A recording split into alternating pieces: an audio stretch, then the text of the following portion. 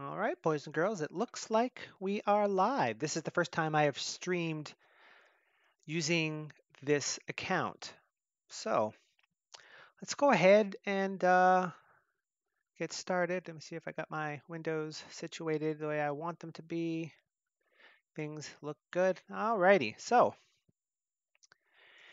hello, everybody. My name is Terrence, but you may know me as OdatNurd. Uh, If you are a Sublime Text user, undoubtedly, if you've ever visited the Sublime Text forum or Stack Overflow or the unofficial Discord or the unofficial IRC channel for Sublime Text, you've probably seen someone with the name OdatNurd and a face looking somewhat similar to that, hanging around helping people work on package development and Sublime in general.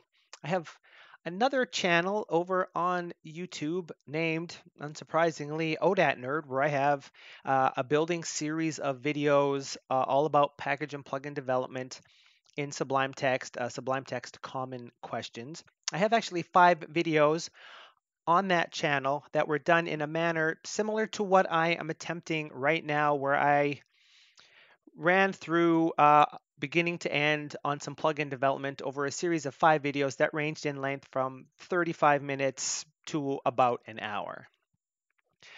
This video is sort of kind of similar to that. It's a kissing cousin, if you will.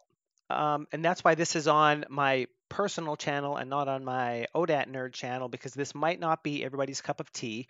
But as an experiment, I am going to try something where once a week I stream 1 to 2 hours of just myself working on packages and my own particular packages in Sublime Text. And where this is different from the other videos that I have done on my channel like this, like the Simple Notes plugin, in those, I did have a bulleted list of the topics that I wanted to cover in the order I wanted to cover them to make sure that what I was doing was from beginning to end some sort of logical structure.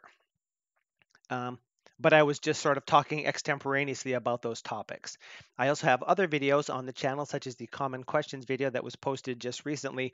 And in those ones, they're more produced. I script them all out and record and then edit and that is, it takes a long time. This experiment is a live stream video where I have zero plans. What I have next to me is a list of roughly 7 things that I'd like to work on in one of my packages.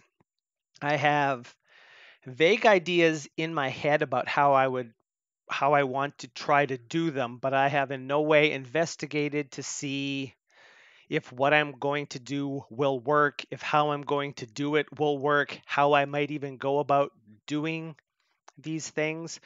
So, fingers crossed, with luck, I might be able to actually fix some of these problems or implement some of these features by the end of this video, which I am going to say, for our purposes, is going to be about 2 hours in length.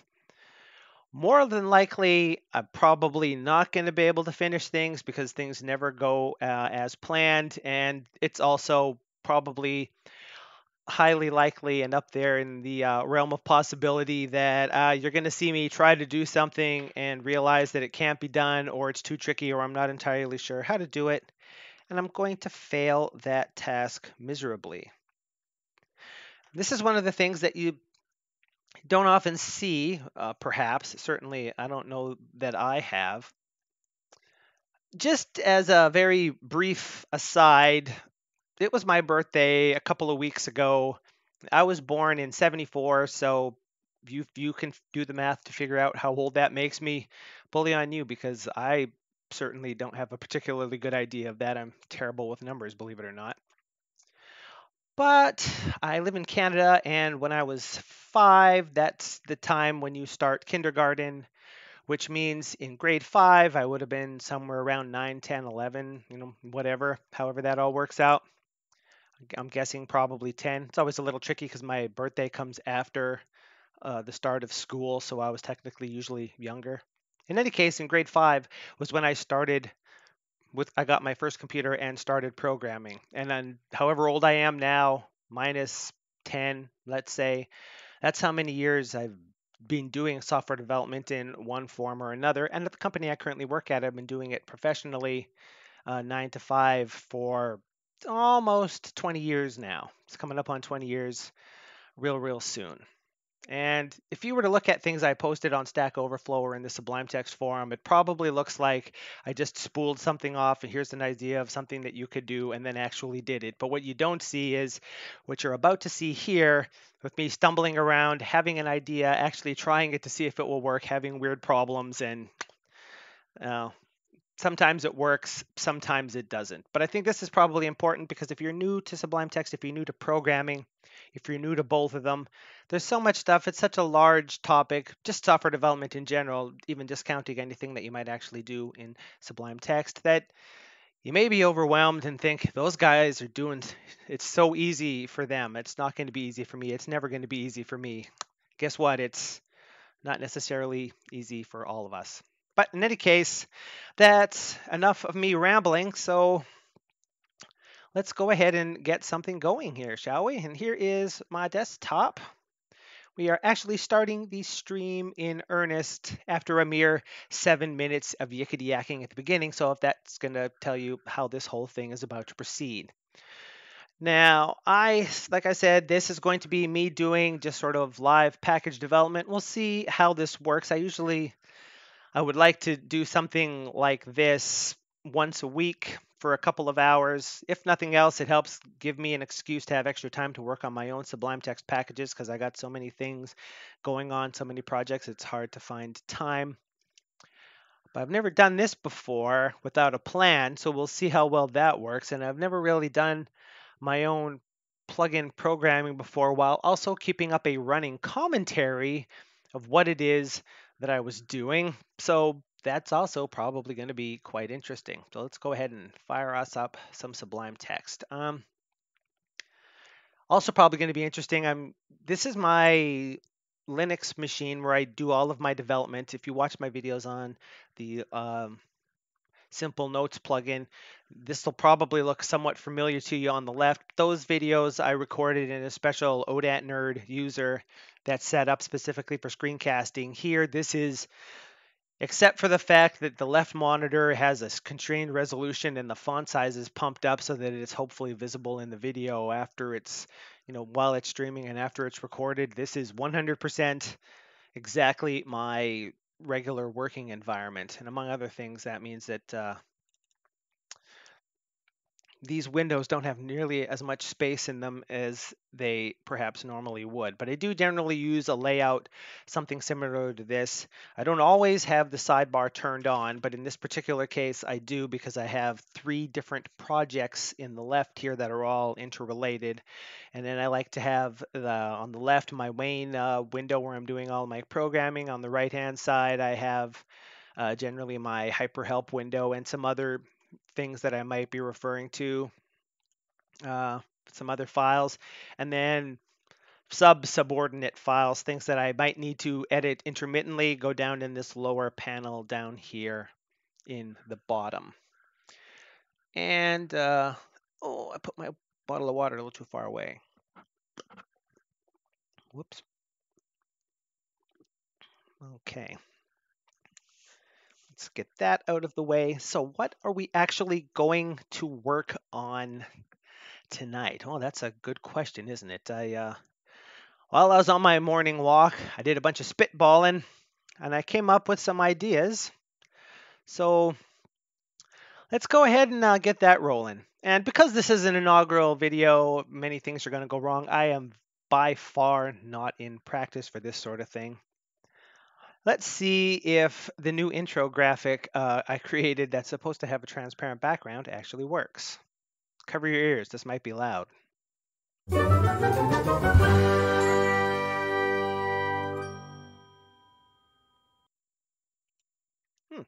That seems like it probably worked. So what are we actually working on here? I have, and if you have watched my videos, well, the ones on package development anyway, you will have noticed that I have this little help system that I use that displays various helps in Sublime Text. This is a project I've been working on, gosh, for far too long now, called hyperhelp. It's for, as the name suggests, adding a help system to Sublime Text. It started off originally, I have a package that first package that I released on package control is called Override Audit for helping you manage and work with your Sublime Text package overrides. And in that package, it's a particularly complicated subject, so I wanted to create context-sensitive help for that package. So I started spitballing a proof of concept help system that I could use in my package. And the more I fiddled around with it and the more I used it, the more I thought maybe this could be useful to others other than myself. And the project got promoted and things snowballed. And now here we are at this point where I have, as we can see in the sidebar, 3 different projects. The first is hyperhelp itself, which is currently just a package, but the plan is for it to be a dependency that other packages can rely on. Hyperhelp is responsible for all of the stuff you see over here, rendering the help, hover tooltips, following links, history system, all that stuff. Theoretically, all you have to do is write the help and it displays here. The second package is hyperhelp author, which is a very slim at the moment, and it provides tools to help you write the help that hyperhelp uses. And Snappy is the proof of concept help systems, for hyperhelp. And if I did this, we can see all of the help that hyperhelp currently knows about. There is the actual documentation for hyperhelp itself. The hyperhelp author has a help file that says that it has a help file, but it has nothing in it yet. And then the Sublime API documentation, which is probably what you've seen if you use my videos, Sublime build system documentation, Sublime color system documentation. And this is one of those projects where it started off as something and has been incrementally growing. So features sort of roll, and as things go along, I change what I actually want the package to do. It's living, breathing, growing code. And what I'm going to do tonight is work on some of this. And I am going to start a 2-hour timer right now, and we will see how this all works out for us. There we go. So I have a few ideas for things that I'd like to work on in this. Some are new features, some are bug fixes. And let's see what we got here. The first thing that I've been thinking about is, let's see, I want the API documentation index. And let's say Vue. Vue has a lot of help. Now here's an issue, if you will. All of the text that you see inside 2 asterisks like this and hyperhelp parlance are known as anchors. They're a thing that links can jump to, links being text like this. You can double click on it and follow the link, and it jumps to an anchor. There's 2 different kinds of anchors. This kind is a normal anchor. That is, it's just some text inside of asterisks. The only proviso being it can't contain an asterisk because otherwise it would be ambiguous where the anchor ends. And the other kind of anchor is one right here. It doesn't have that markup, but hyperhelp knows that there's an anchor there. And as a matter of fact, I think I could say edit help file, and the help file we're editing is what? View. You can see here in the source for the help file, this is the markup looks like a regular anchor, but there are pipes around it, and that tells hyperhelp that that's still an anchor, but don't visualize it. And it's being used over here for the purposes of that. And as I push tab, I can skip around through the anchors in the file and help navigate around. And one other thing I can do is open the index and pick something and have it jump directly to that topic. Now, this is bothering me because I'm pretty sure the way this is implemented, every time I move through, you see the selection changing, but the cursor is staying behind. It's currently on line 46. Now it's jumped to 27 because the view scrolled. But now it's on 20 and the cursor is still on 27. And now it's on 14 and the cursor is still on 27. I don't think that's how that's supposed to work. I'm pretty sure at some point it was actually the cursor was following it as it went. And if that's the case, then whoops, excuse me, I, I don't think I changed my code. I should also proviso this by saying that I haven't really looked at this stuff in earnest in a while. So along with anything else, I'm feeling myself a way around inside the code base. I know conceptually how it all works, but I don't remember exactly how all of the inner workings go. But I don't remember changing how this help actually works or how the focusing works. I'm pretty sure it used to work and now it doesn't. Let me say focus on. So let's see, call this, you can pass it with an int. That's just a single caret position. You can pass it with a list of two things, or you can call it with a region, and it'll make a region. It'll maybe show that position at center. Now here's the thing, clear the selection, add the new position to the selection, and then as the comments say, there's some stuff here. This should do what we want. Cell clear should clear all the selection to remove all the cursors, which would make the cursor go away. And adding a position where position is a region should add that selection back. And it's visibly adding selection, but it's not moving the cursor.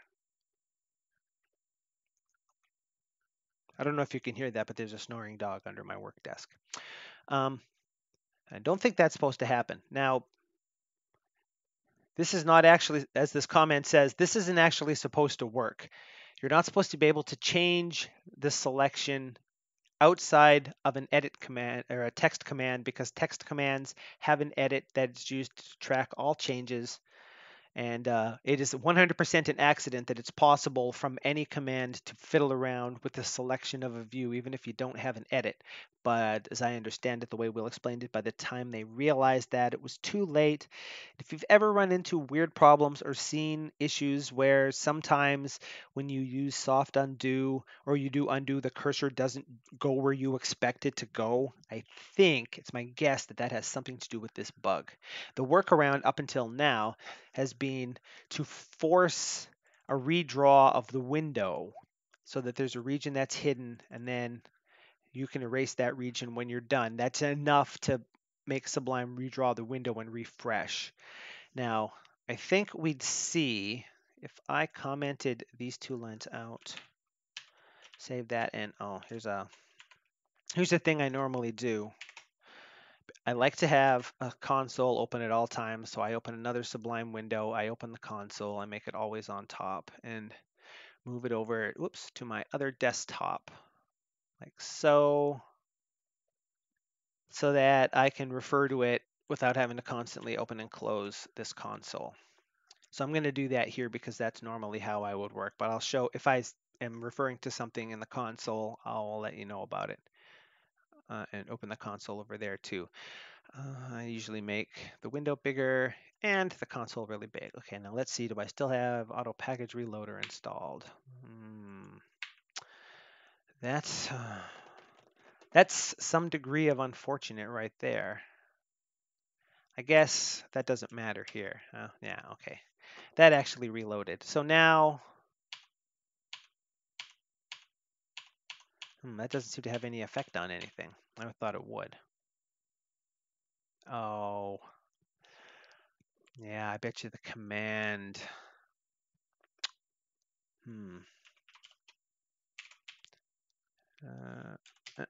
Where are you, my friend?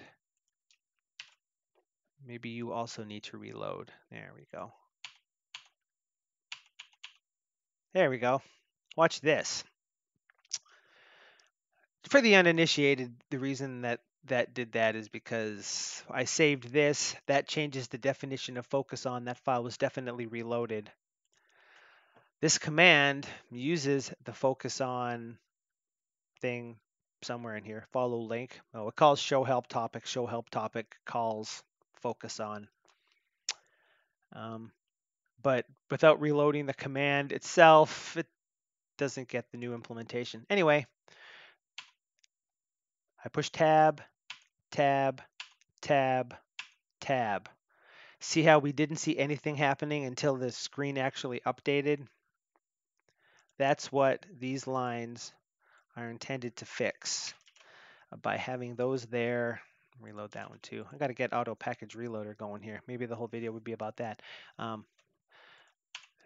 Those sort of make it work like so by adding a region that's hidden and then immediately erasing that region, but that's enough to make Sublime redraw the window. And I believe the crux of this biscuit is the rendering part doesn't redraw the view because it doesn't know that the view is dirty because it didn't have an edit object. The edit object didn't change anything. It didn't run a text command. It doesn't think anything needs to be changed. So it doesn't need to update the view. So even though the underlying state of the selection has changed and the state of the cursors has changed, it doesn't get actually visually reflected until the next time the window draws. And I think even scrolling might actually solve that some of the time. See how the cursor just jumped?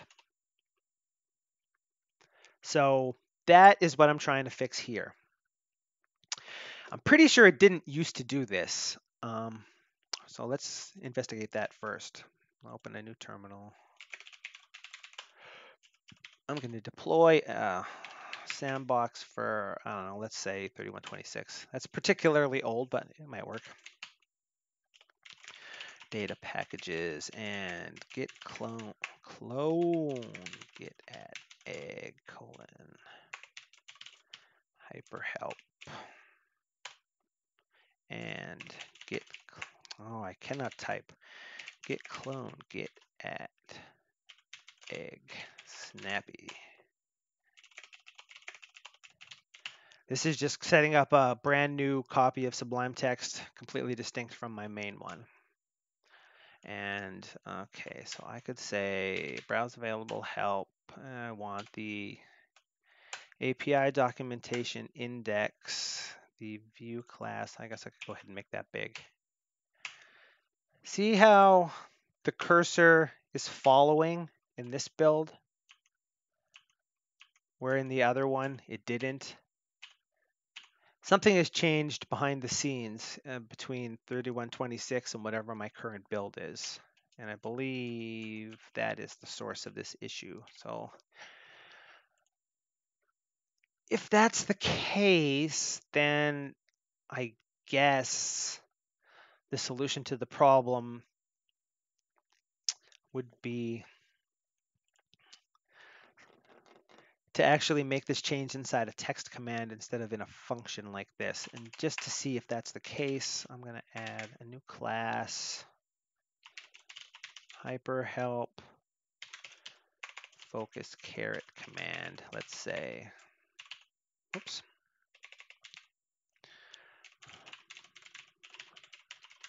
Text command.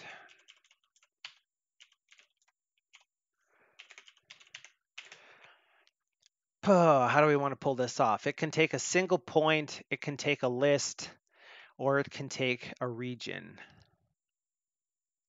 I'm going to say the easiest thing to do is say begin and end. And then I'm going to say position is equal to sublime.region begin end. Oh, diggity dang. At center equals false and begin end. Yeah. And then I would do, I I guess this part, right? Copy that, throw it down here.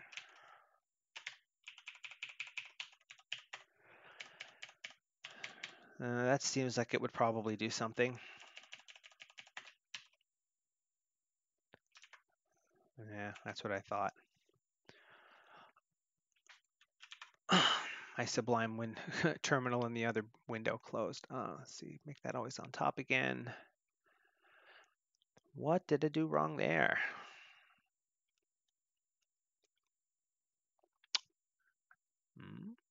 Non-default argument follows default argument. Oh, right. Derp. Derpy dog. There we go. Now what? Oh, I think I just remembered why I didn't do it this way to begin with. Well, we'll find out. Okay. So that did something.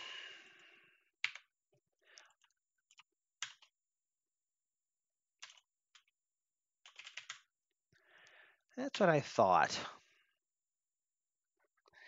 Why is that not doing anything?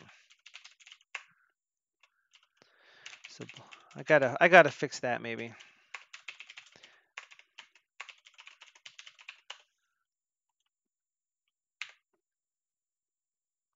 You think you're supposed to reload a package, but you don't reload a package.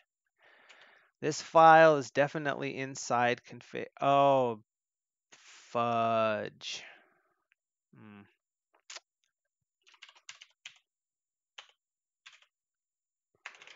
Automatic package reloader. Really? There's no files in automatic package reloader? That might explain some things.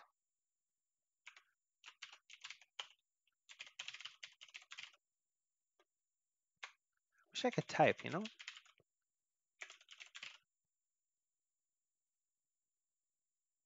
What the bedoodle happened there?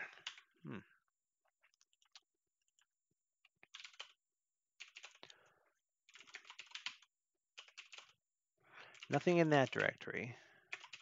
Oh, my goodness.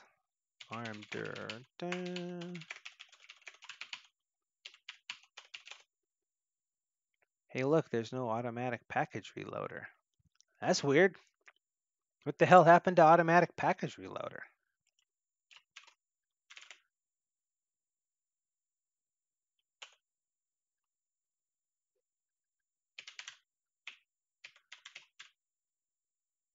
More importantly, why was it saying that there was a command executing that? Oh, right. The key was trying to execute the command. It just so happens that command didn't actually exist. Haha, okay. Let's try it again. That's better. That right there is the reason why I have so many different copies of Sublime, as we can see here. I have two, one for setting up screencasts, my main one, and it's a sandbox. Because I often fiddle around with things when I'm helping people with stuff, and then I forget to put things back the way that it's supposed to work. Okay, so as of right now, it's doing dumb stuff. Okay, so in that case, what I probably want is to say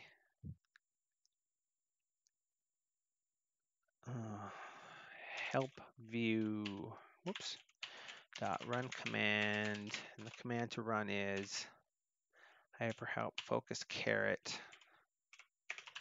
and the arguments are begin is position dot begin, and end is position dot end, and show at center. Oh, and I'll cheat and return that. I'm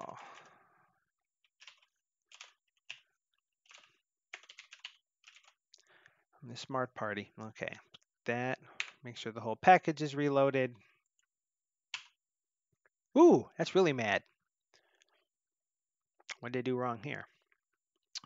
Global name show at center is not defined in line 86 in focus on.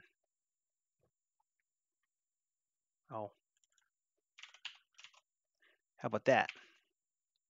How about now? Run got unexpected keyword argument show at center. Oh. Boy, I screwed that up twice. You see, this is...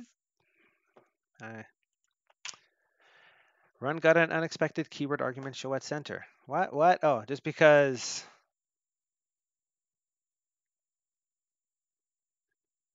How did it get an unexpected keyword argument show at center? Hang on. In run, edit args, run got an unexpected keyword argument show at center. This is running the command with begin, end, and at center. Everything reloaded. Global name help view is not defined. Oh, we're getting closer. Oh, haha, derp. All of these.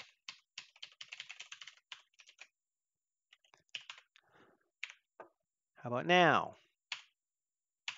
Hey, look, the cursor is totally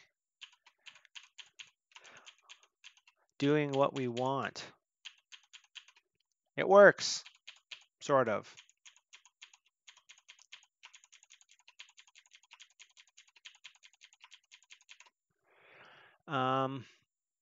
It doesn't do what I want because I want the cursor to be on the left and not on the right.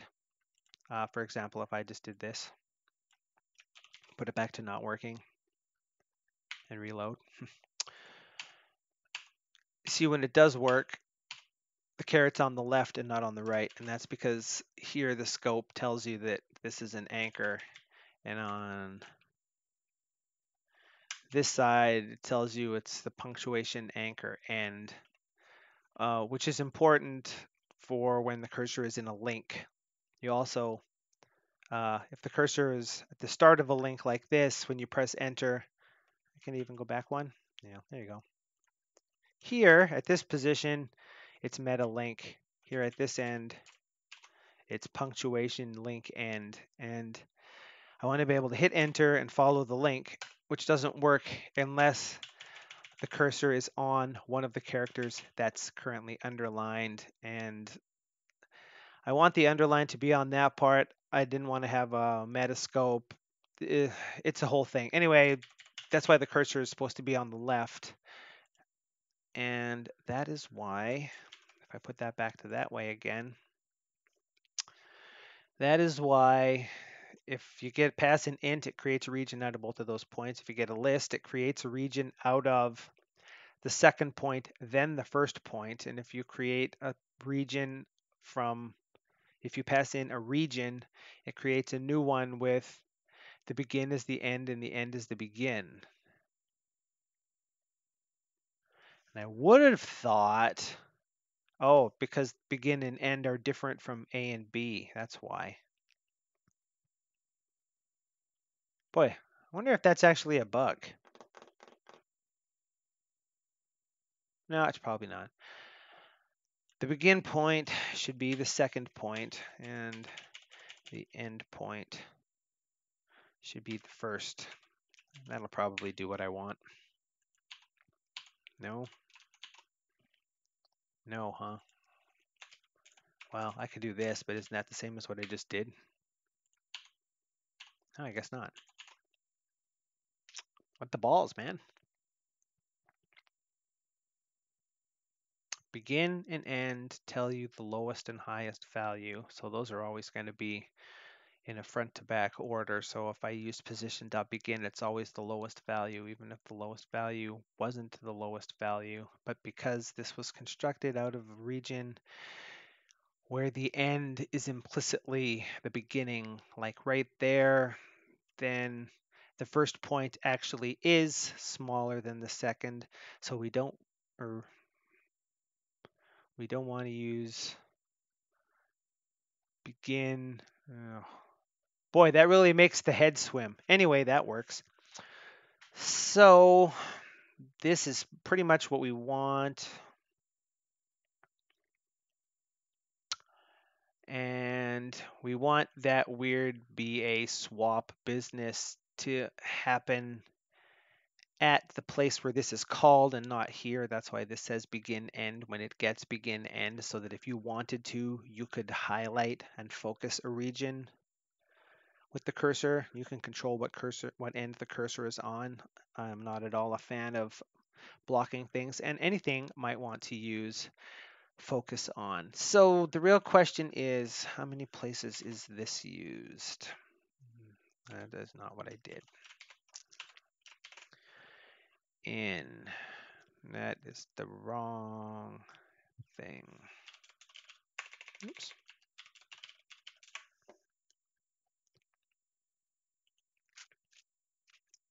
Importing it. The navigation command uses it with a position. Okay, that's it actually being defined, which is the file I'm currently in. Don't care about that. In the core, I guess these two things are the same. In the core, when it is showing a help topic, it needs to focus. And this is the anchor navigation. That's when you do this. That's anchor navigation. That is also in anchor navigation. It's one line up.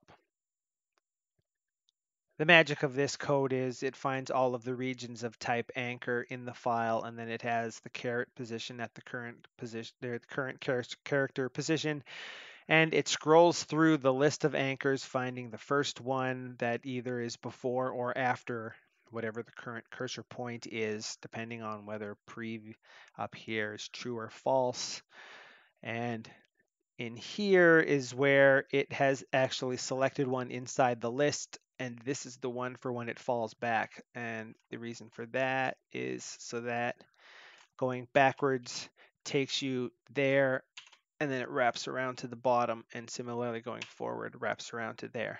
Excuse me 1 second. I forgot what the mute button was for the microphone.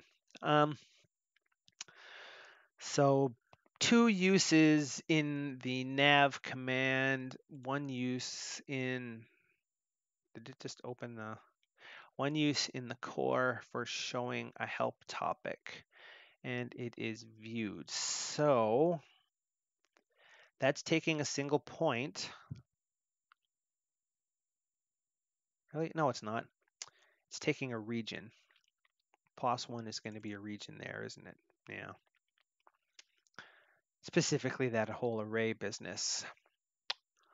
So I think that means, and that's going to be the same thing. Anchor is going to be from HHNav, which I'm pretty sure is, I was actually wondering about that on my walk.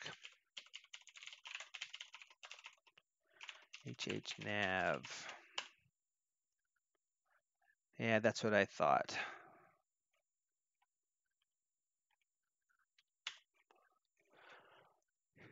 It's a list of items. A list of items? That seems dumb. Let's look at that over here so that you guys can see it too. That is a list where the first item is an anchor and the second item is its position, and then the next one is,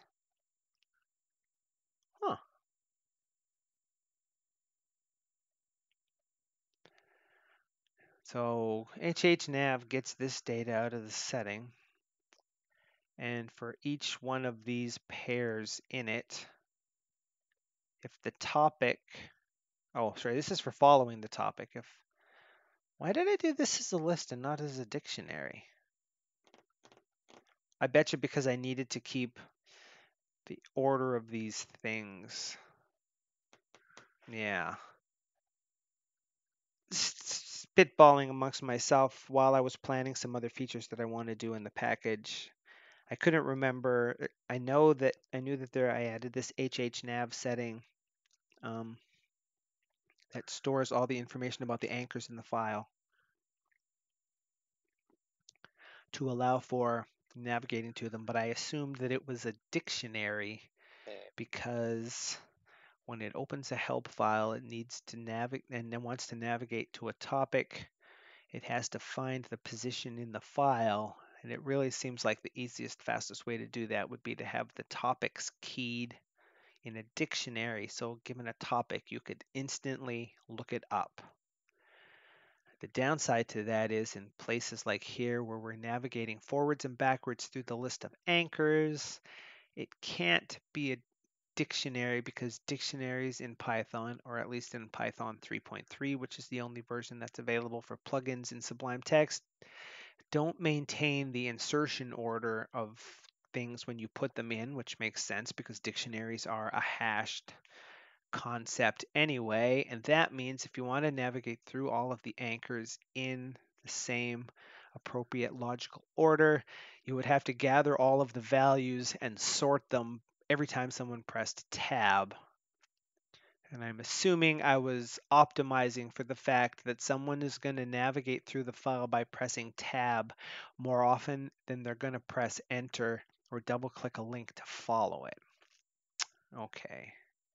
In any case, the whole point of that digression is partially because it's been quite some time since I actually worked on this plugin, so I don't fully remember how it works. Despite the fact that, as you can see, there are quite a lot of files. That's just the help for hyperhelp itself. Those are all of the resource files, the syntaxes and the settings and whatnot. This is a bunch of stuff for validating, but we got the actual help commands that are exposed to Sublime, Common API, the core, things for getting data, our event handler for loading help and help index files, and an index validation thing, and view management functions. This is a more complex package, if you will, than the standard one. It's got a lot of stuff in it. I remember how it all works. As I said, I have a conceptual idea in my head of how everything works, but I don't remember the minutia of the details of the thing. But if we wanted to get back to it, I don't really like the idea of having a function that you call whose sole purpose is to just do something with an argument and then call use run command to actually run the command. Anybody that's going to call focus on is already going to know the view. They're already going to know the position, and they're going to know if they want it at center or not. So there's no information that at any of the call points that this function doesn't have. The only thing that's stopping us from doing this in a quote unquote correct fashion, if you will, where I could just take all of this and drop it directly into a command, is that regions are special. They're not iterable. That's why you have to do stuff like this to subscript them. And you can't pass one as the argument to a command. It causes problems, as a matter of fact. I'm gonna say view run command echo with an argument of region, and the value of that region is sublime dot region 012. And I'm going to have a problem in a second because I didn't import Sublime. Yeah, that's what. Oh, that's right. Sublime's already always implemented. See how it says value required?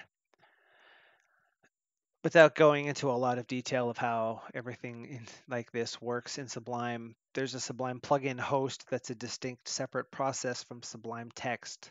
The tool itself, all plugins run in the plugin host and talk to Sublime via some shared memory segments. That was done in Sublime 3. It wasn't in Sublime 2. Sublime 2 took a long time to load because when it started up, before it could display any buffers or do anything, it had to load all of the files and all of the plugins from all of the packages before it could do anything. And if you have a lot of packages installed, that takes a long time. So one of the feature improvements in Sublime Text 3 was to move the plugin host off process, which doubles as if something happens to the plugin host and it crashes, plugins go away, but Sublime still stays open, and commands like saving and whatnot are in the core. They're not implemented in Python plugins, so you can still recover in case of a plugin problem instead of Sublime crashing as a whole. And it also means that there has to be communication between the plugin host and Sublime, and that's a very memory intensive thing. If you can imagine that every time I push a key, in theory, commands and data have to shoot back and forth between plugin and the plugin host, so it has a very tight optimized way of doing that, and it does not work with a region. Which is the reason why I implemented this as a function to begin with, because way back when, this hackiness right here resolved the problem, but it no longer resolves the problem. So let us say that we need to do this in a command, change all of the call points. Pretty sure you can pass a list in a way that you can't pass a region. This works.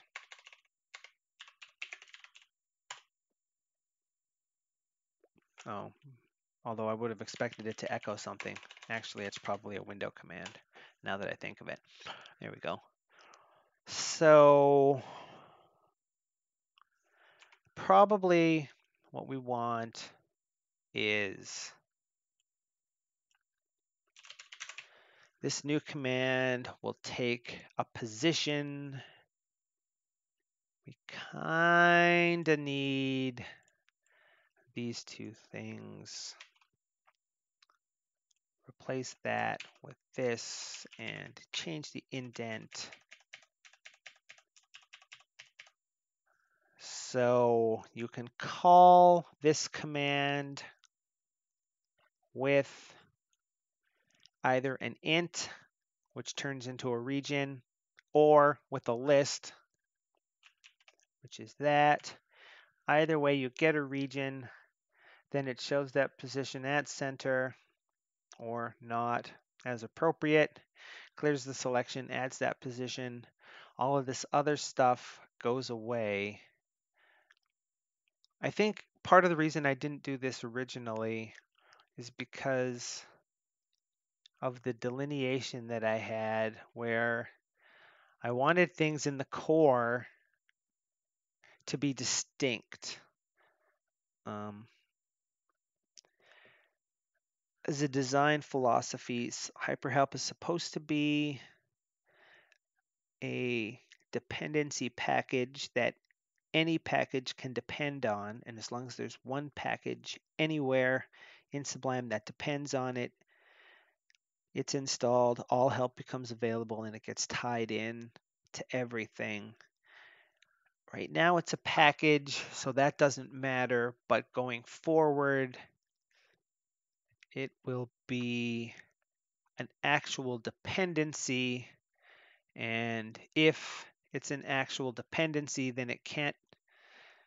Dependencies are libraries that can't have Sublime Text commands unless you do special things to expose them to the plugin environment, which I don't want to do.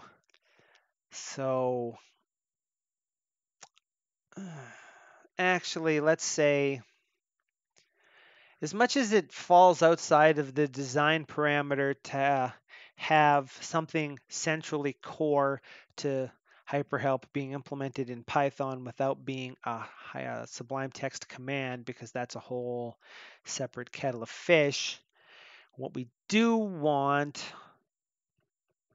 is for the code to actually work, and that has to be the prime thing. So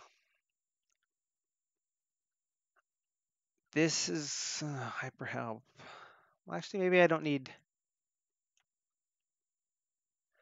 This command is really only for my own internal use. So I'll do that and cut that, reload. Okay, now things should be broken pretty good. No? Oh, right. I changed the name of the command before it went away.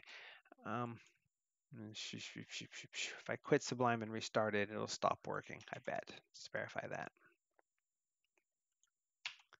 Yeah, there we go. it just does nothing because it's running a command right there that doesn't exist. And commands go here. Hyperhelp, current help. Da, da, da. Navigate, index, contents, topic. Well, let's say up here.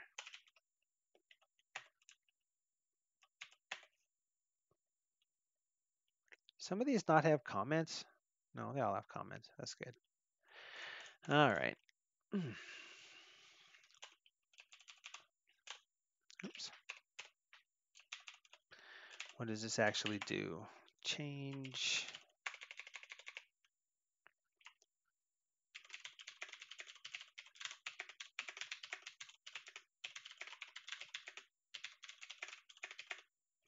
Oh, that's unfortunate. Stupid sidebar, making life difficult. How about that? That's a little better. Cutting some of my stuff off over there, don't you know? One does what one must. Let's just turn the sidebar off for now. We'll come back to that. Alter the selection in a given view, which should be a help view, but it doesn't need to be, by clearing it.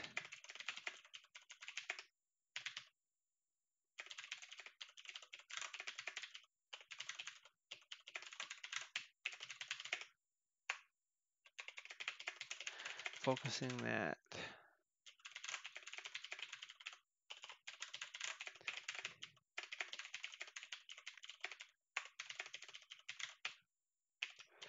Now what I could do for this is add an is enabled to make it only work in a help file, just because it's hyperhelp focus command, but I don't think that's necessarily needed.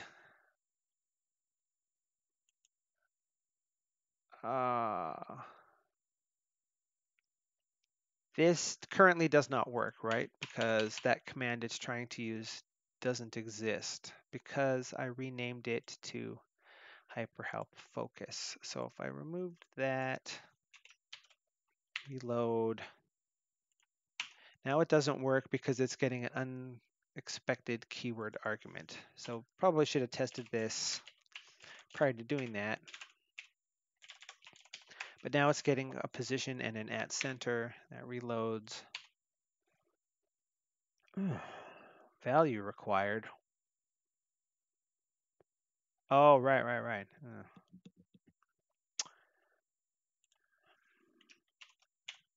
Let's do this. Has to be a list, can't be a region. I just got finished saying that. God.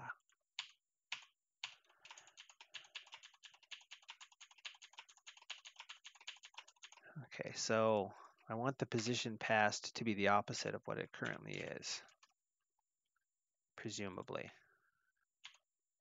Oh, reload. So this, in theory, is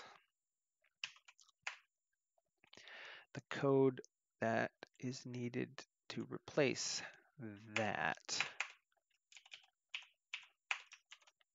And let's see. Probably don't want to do that because it's no longer there. And now the find results aren't correct. GAC, I say, GAC. Focus on, there we go. I should probably do those in the bottom up order for that very reason. So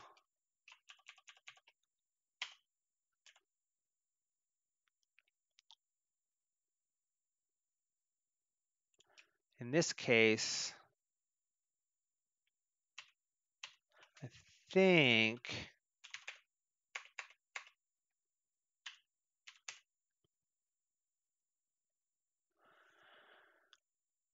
we want that maybe instead of that. Let's just comment that out and bring that up and over. Oh boy, it's unhappy about that. What the hell did I do? What file is this? In commands.py line 7. Oh, I left a trailing comma in line 7. How about that? There we go. So in the world of purely theoretical, navigating between anchors should still work unless it wraps. List object has no attribute B. Haha. Okay, that's more or less what I thought. Second argument is 1. First argument is 0. Because those are lists, reload. Now what? At center is not defined. Oh, it's not defined. Don't use it. Right. That makes sense. Reload. Okay. That works. That works. I think where it's going to go dual alley is when it tries to wrap around. So there. This one should fail, I think. Oh, I'm going to quit and restart. Reopen that. Now it doesn't go forward or back. Gee, it was working so good just a second ago.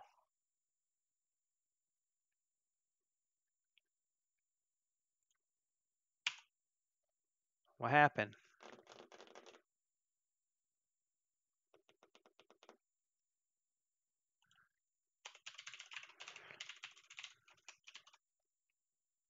Cannot import name folk. Oh, hi. I missed that. I stopped before I was done.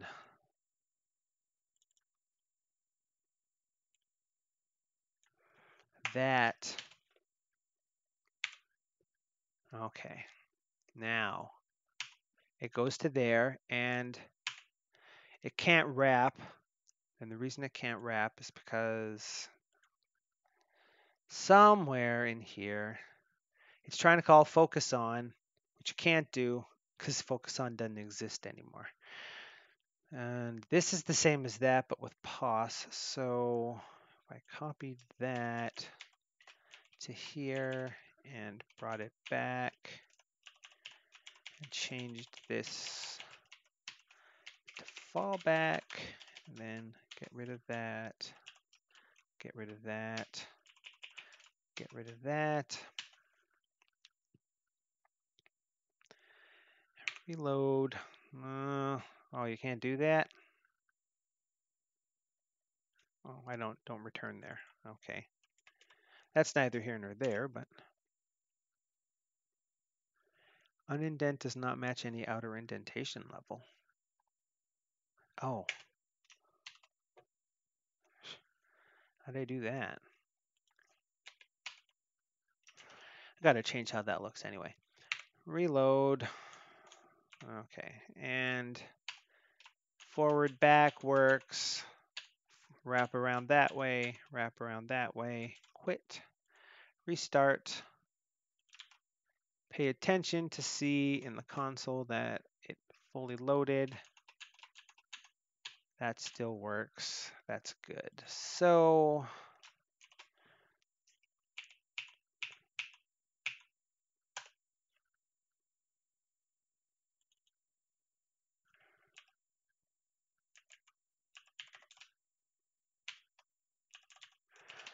I don't want to return. I do want that to line up there. The command still hyperhelp focus. Now that and that anchor and at center should be true. Well, we'll just comment that for the time being. And what is this? Show help topic. Okay, so if I reload, reloaded indexes. So following links with the mouse works. Following it with the keys works.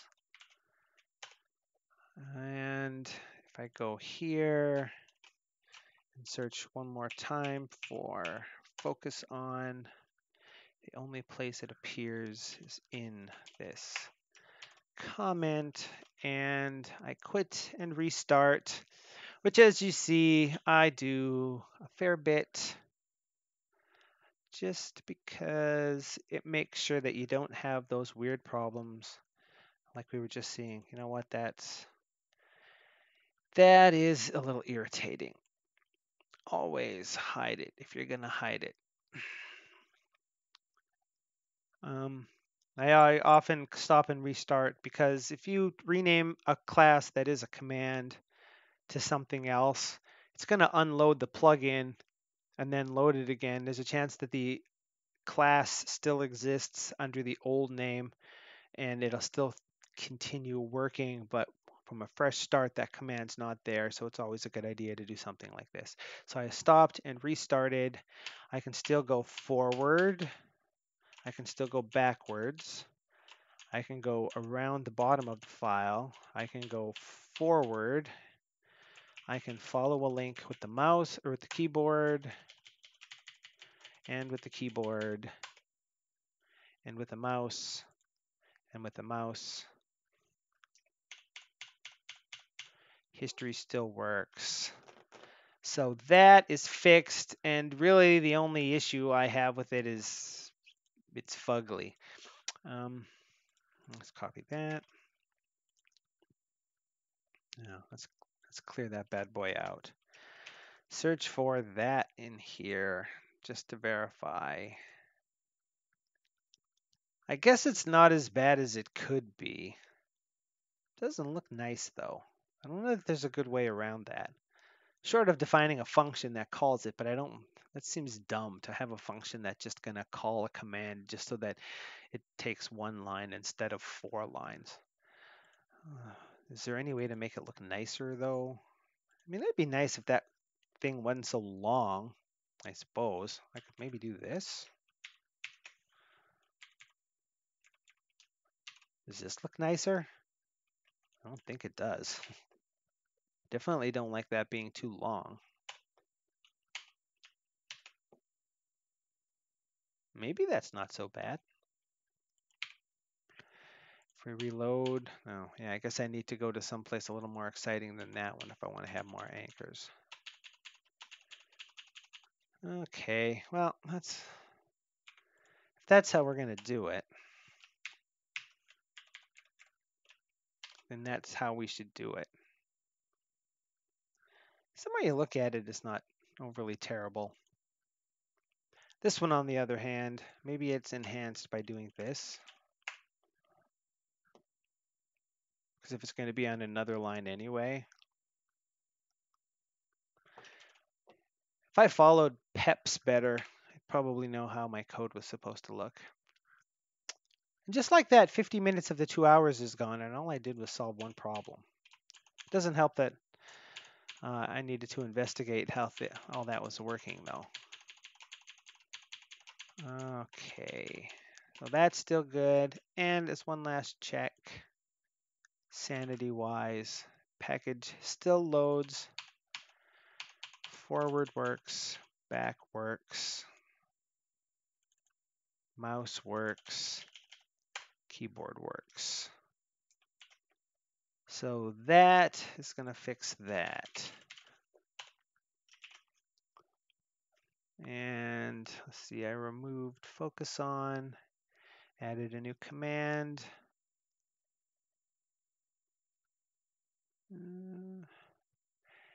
And replaced focus on and focus on, removed that, and show help topic, added a new command.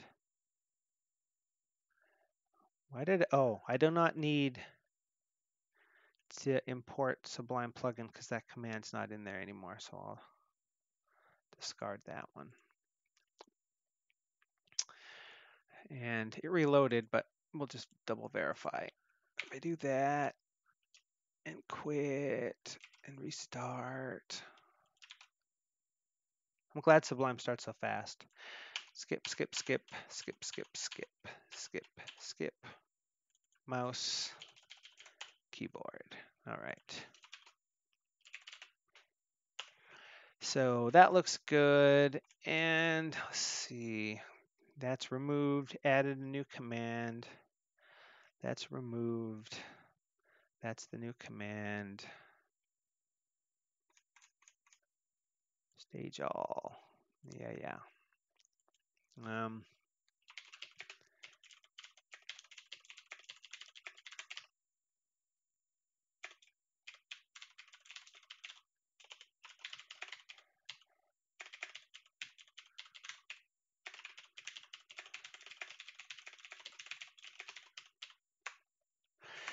In the underlying.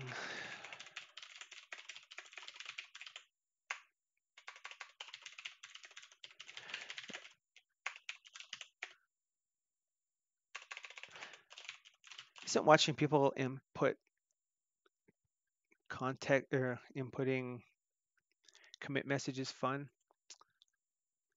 Be excited to know that the recording, according to OBS, is live, has dropped no frames, and seems to be getting, well, it's only using 0.2 of a meg. That's pretty fantastic. Frames missed due to rendering lag. You know what? I don't actually know what that means. But it didn't skip any frames due to encoding lag, so that's nice. Anyway, there was regression caused by a change in the underlying code itself that broke, that focuses the cursor on, yeah, I guess that'll work.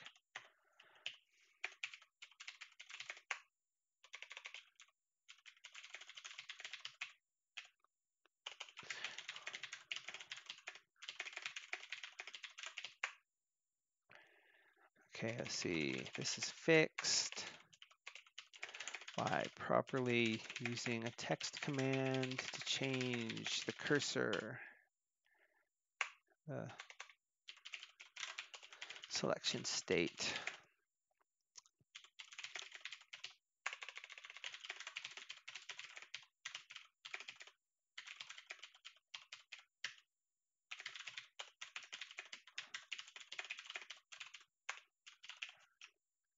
And committed. Well, that's one of the 7 things, and it only took 55 minutes.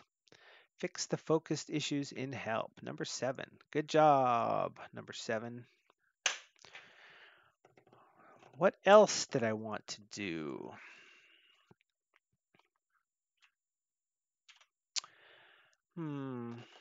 Comments in help. Maybe that's interesting. Yeah. What did I want comments in help for? I don't remember. Never let it be said that I didn't go ahead and do something, even though I wasn't entirely sure what the reason was that I wanted to do it. Okay, so let's bring that back temporarily. Is that just suddenly the right size now? That's neat. What do I want in hyperhelp? I want the, that's not big enough. Doop. Hyperhelp Sublime Syntax. Yeah, that bad boy. I'm not sure if I know how to do this off the top of my head. This ought to be interesting.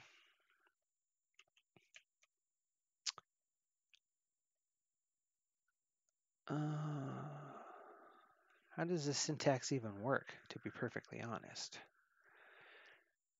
Main is where it enters, finds the header or an expanded header, otherwise it goes to body. And body matches key bindings, it matches that. This is, incidentally, the syntax here is what I would refer to as crap. And I don't know that I would necessarily recommend you build one like this. As I said at the beginning, this is something that is sort of rolling requirements and is changed as things go on. So let's say that.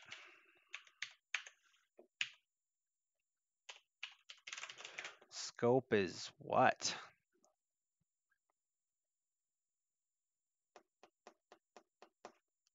Let's do this. Oh, it doesn't have block comments, but, well, I guess that's okay.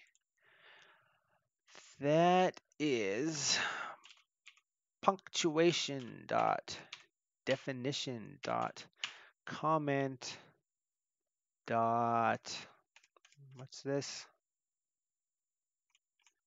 Oh, let's say hyperhelp. And, oh,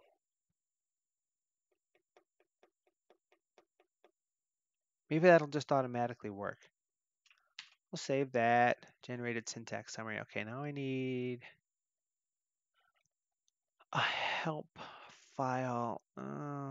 Let's jump this down there for the time being in case I need to refer to it again.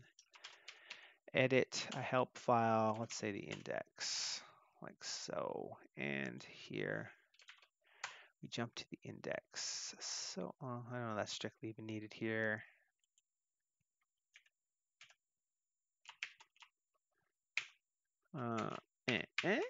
Oh, right.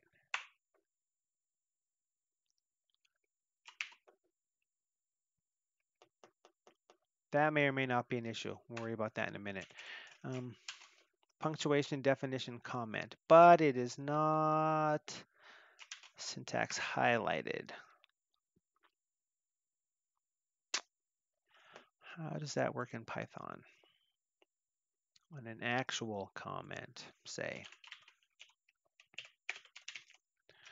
Scope here is punctuation, definition, comment. Oh, it's got to have the metascope applied to it. That's probably why that's not doing what I think it should.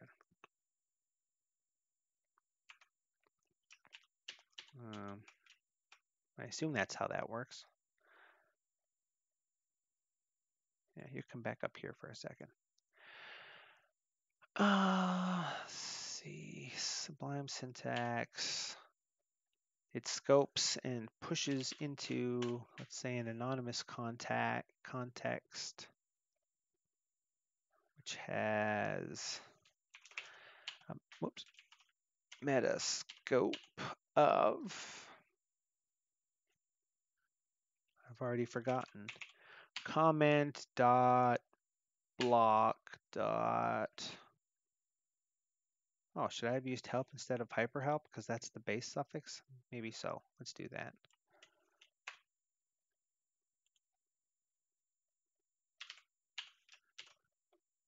And I don't know what actually happens if you push into a scope that can't ever leave. I assume everything after that instantly looks like a comment.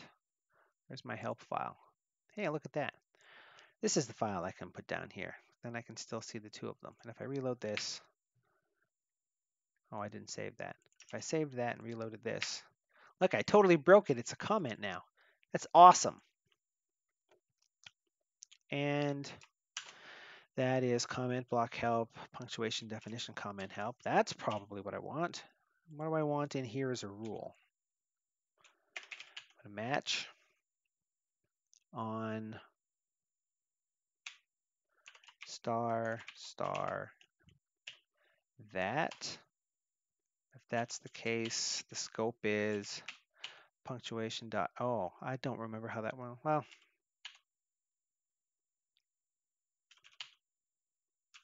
oh, begin help. Sorry, this should be comment end help. Like so. And pop true, like so. So that's kind of what I was afraid of. They're not on the same line, it works though, right? Oops.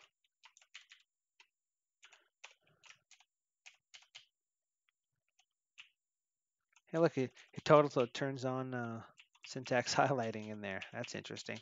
Okay, so that works, but not when it's on one line, but that's okay because the reason for that is the match. somewhere in here. For key binding is the first match and uses the same syntax. So I'm going to cut that. You should really do this a better way. So there, that solves that problem. It still works that way. And control end still does what I want. Okay, so first things first, if I bring that all the way back to the way it used to be, that still works. If I said this is a block comment on one line and some text. No, well, let's just do that to start. So there's a comment there. Reload this help. There's a comment on one line. That's here. It's kind of ugly. Could I make that better? I mean, well, that's a job for another day. The syntax needs a lot of cleanup. I should have a bunch of, there should be a context that says comment that has this and is included here and so on. Makes it nicer to look at. For the time being, this thing needs so much work. That is neither here nor there. So if that's the case, the first part is wanting to have a comment in help, which we do. I no longer need this. The second thing I wanted was to be able to,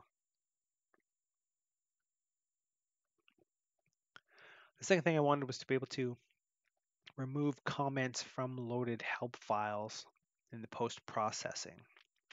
I think part of the reason for that was to be able to potentially communicate information to the linter, but also to be able to have things in help that aren't enabled as of yet. So I think that's actually probably simple. Where does this get called?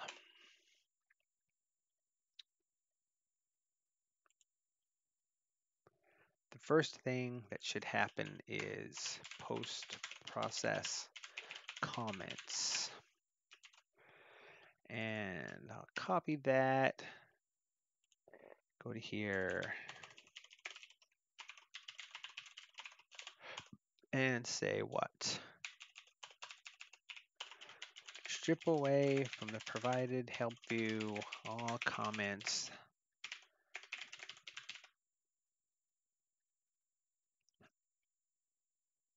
I think I'm going to run into problems here. I'm calling it right now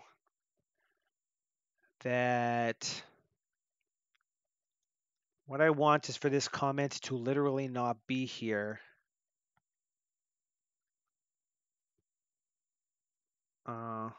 There are some usability issues there perhaps, but this is proof of concept type stuff.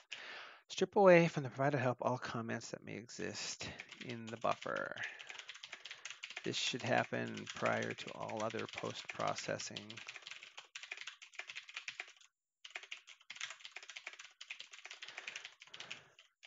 And that's probably as simple as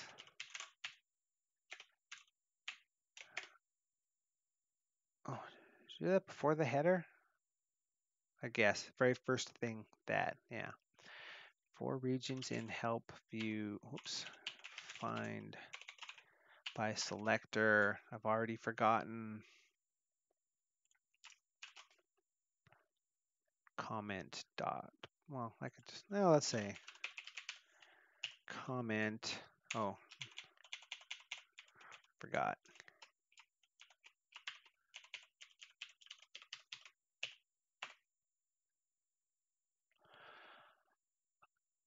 Oh, no. I can't erase comments like this. I'd have to select them in the buffer first. Nerds. Where does this happen? Display help file is called by show help topic, which could be doing dang near anything. All right, I guess that's really the only way to do that.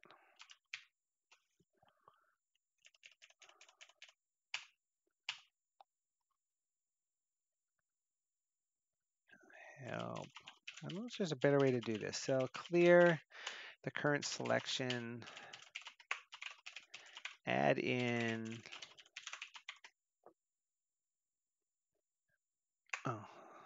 the region help view dot run command left delete.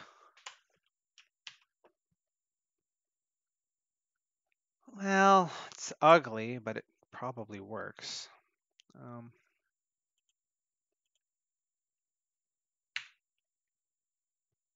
not. Oh, did I reload? I did not reload the package. Is this not doing anything? Print stripping comments. Print removing and region save reload. Stripping comments, removing 71 to 150. Oh. Right.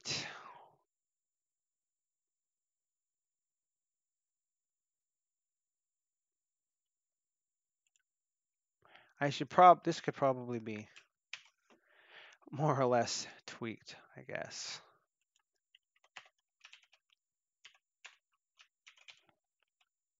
Again, that's an issue for another day. Probably don't need those anymore. Save, reload. Now, on the one hand, that works. What did this look like before I did that? Yeah, that's what I thought. So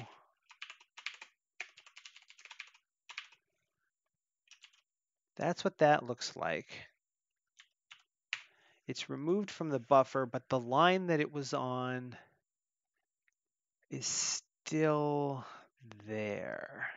Maybe that's because this new line is not scoped as comment, so the new line remains even if the comment is removed. So if that's the case.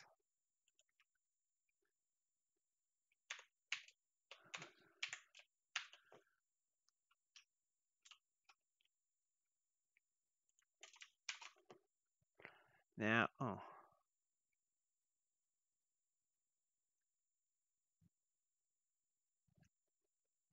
that's probably not what I want. Well, we'll see if it does what I want up here first. Yeah. Okay, now it's as if that comment is not even there. And if I did this file, this line becomes those two, then a single blank line, then the separator. So this line should go away and that line should still be there if this is doing what stop doing that. If this is doing what I think it should, that does what I want. So probably the smart thing to do is that.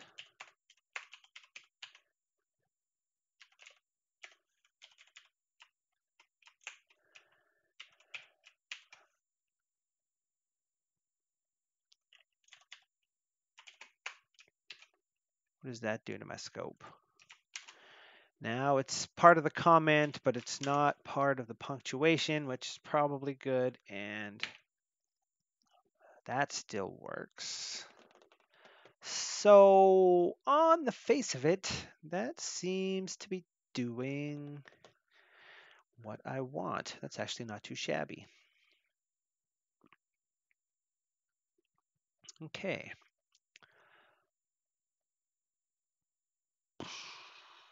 Do I need anything else? I don't think so.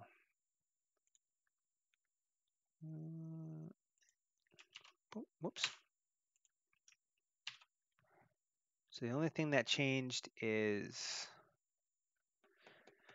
that, but I didn't really modify this, so let us discard that for the time being. I can just close that, I suppose. So that's working. Got that. Post-processing. Well, I guess I probably should have just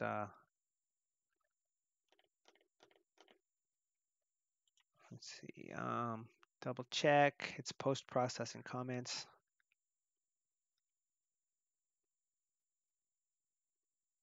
Let's make a branch.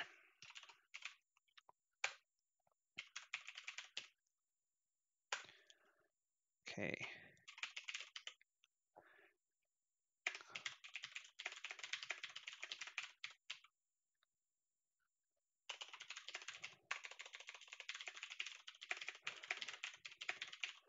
This includes a new syntax element in the help syntax that defines a comment block. These can be used by help authors to either to do things like make notes for themselves, temporarily redact parts of help, etc. There's new post-processing in place that strips away all comments, and a new help file is loaded. And let's see, the post-process that can stage the syntax body. That can, oh, what did I do here?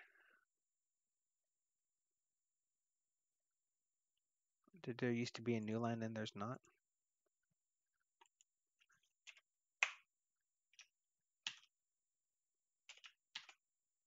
There we go. And new syntax element, stage, and commit. Now, here's something let's close that for now. We don't care. I'll close that too.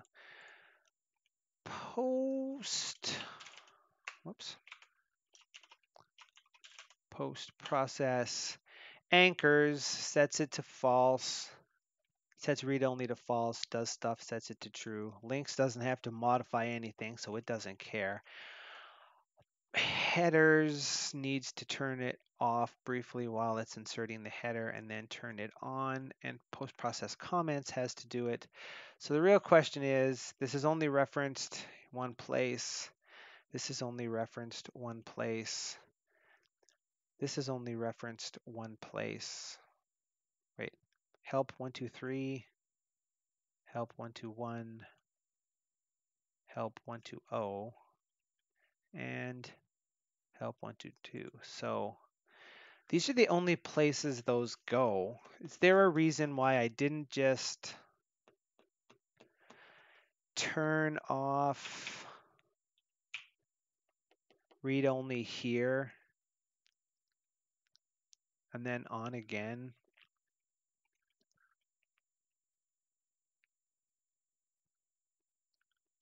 I don't remember if I had a specific reason why I would do that this way. But if this is the only place those are being called, as a matter of fact, let's just verify that. Post process. Doop. In hyperhelp. Oh, the core. Why is the core importing it and not using it? Oh, because it used to have a handler. Okay. That is those 4 lines. I just look at that. That's where they're implemented. So let's cut that, paste that, cut those both. That is, okay, in headers, that's just parsing it. Whoa, whoa, whoa. In reload help file, well, let's do this, okay. So those are both view. Indent them.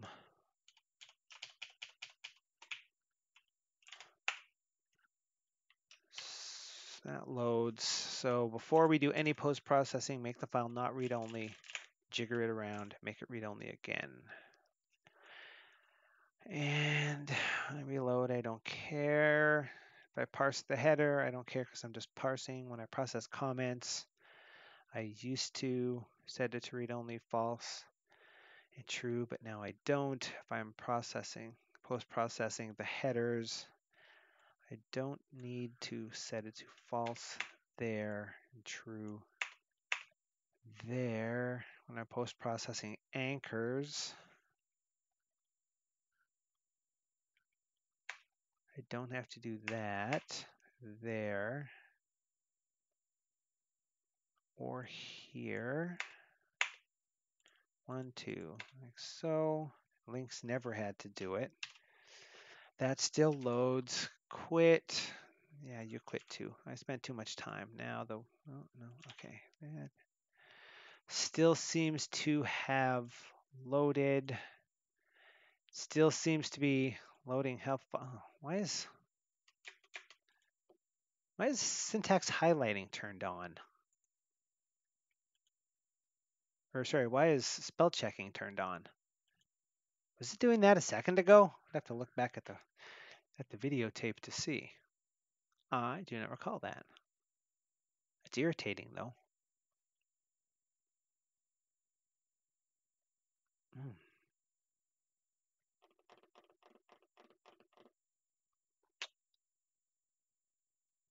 Huh.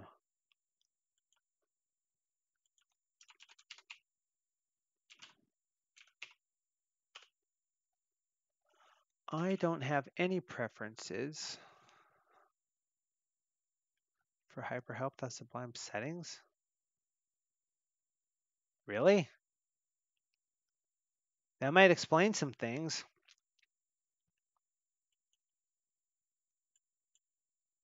Whoops. I did not mean to do that. I totally. Oh, okay. That was weird. Now close that without saving. And that's my window with that, which I should probably make always on top. And it's not in the right order. Move that one over. That's this one here. There's that. And, oh, that's the syntax. That's the color option. Did I really have no settings for that? Oh, commands.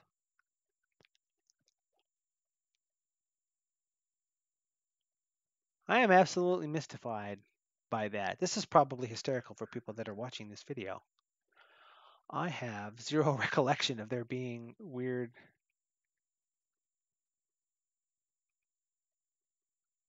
I also could have swore I would have turned the gutter off, but well, maybe I'm thinking of my. That might be an issue for another time, I suppose. That's weird, though.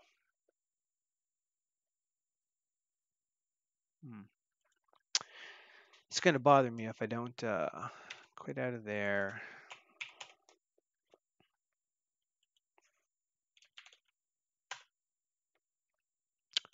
Is this the thing that was doing that a second ago?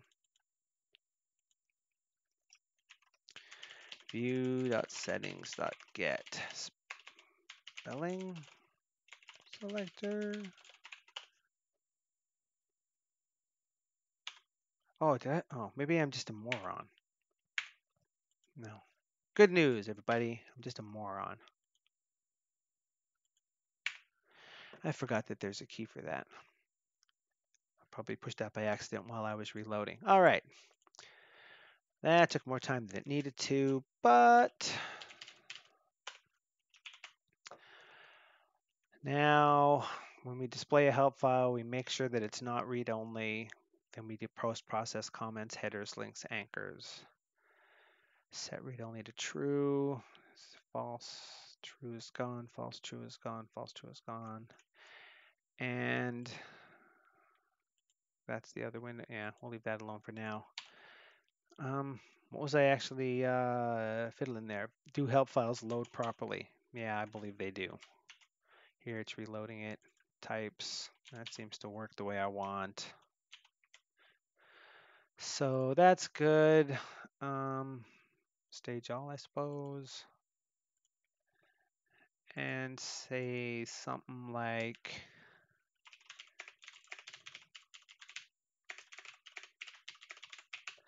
fix post processing to be less dumb. While adding in support for comments and removing them from the buffer. I noticed that I was doing something silly.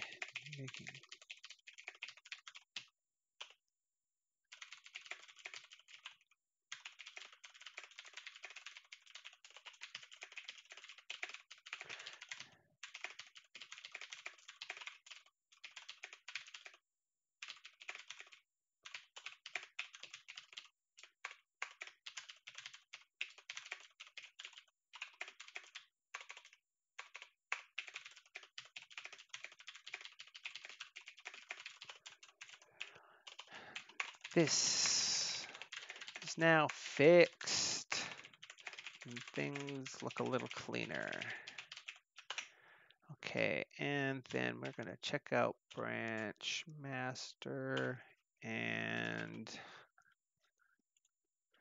merge this into current branch like so. And then that. Okay.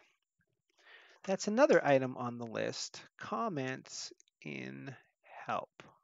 Look, I got two things done. That's pretty exciting. And I still got 36 minutes before the timer runs out. What was something else I wanted to do was something related to post-processing links. This bit of action right here is what's adding a solid persistent underline with no fill and no outline to links, which is what makes them appear underlined like so. And if I hover over them, this tells me it links to the file general.txt. This links to general.txt. Technically, there's a caption there. It could be specifying the actual topic, but in any case, I did edit help file index and typed broken like so, and closed that file and reload this one. Hover. The pop-up says missing topic. This isn't in the help index, but it still displays as a link. I wanted to change post-processing to fix that. So where am I using this? Let's close the find results and do that again. Where am I using this? Only here. That's good. That's what I like to hear. We'll change that to active, like so. And I think that should just magically work. What's the command? Get regions? Yeah. Oh. Bully me. HH, what did I call that? Links active.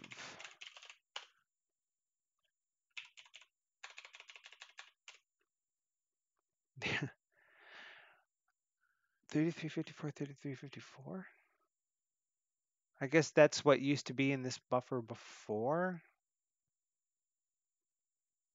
Huh. That's weird.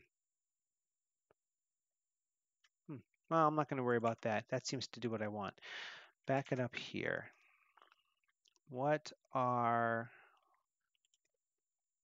the help items for this? Draw empty, vertical bar. Okay, don't want that. Draw empty is overwrite. No, draw no fill. That's what we want. Draw no outline.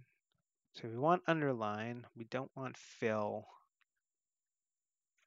Stippled underline, squiggly underline. Stippled and squiggly. Okay. Well, let's go back. I expose. That'll do. What's stippled look like? And reload.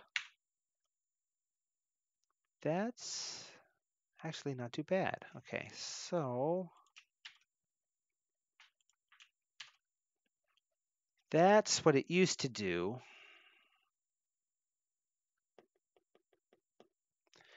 Next thing is to open events and thus put that over there.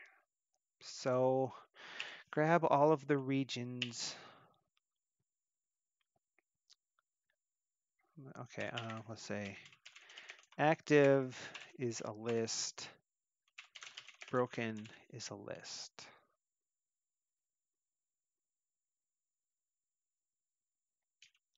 And if I'd said this, active dot updates, is that how that works? For regions, and this is going to be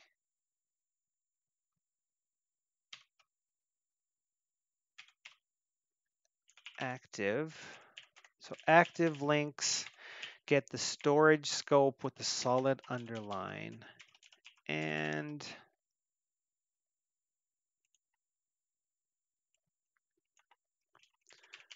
broken links get, which is broken, get the comment scope with the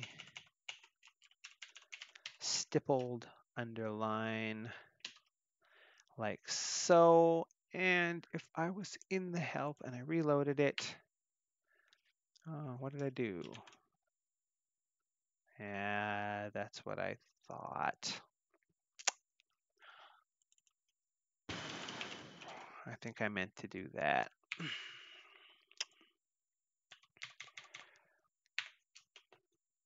Region required.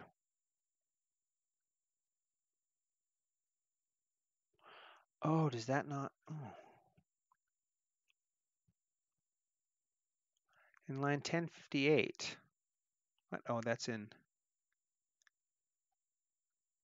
line 292.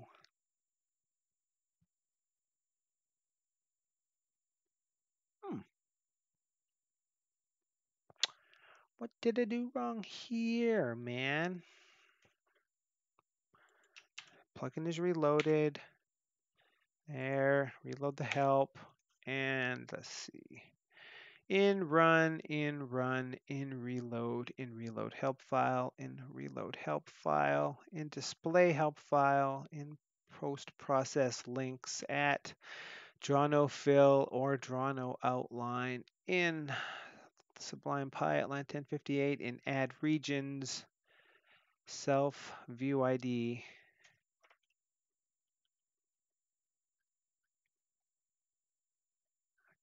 key regions scope, no icon, and flags says region required. Let's do this. Print active, print broken, print regions, and reload the package and reload the help. And oh, it's a list of lists. Right, that's not how you do that. My brain is completely forgotten how you add items in a Python list from one to another. Oh man, I'm really off, man. Let's see.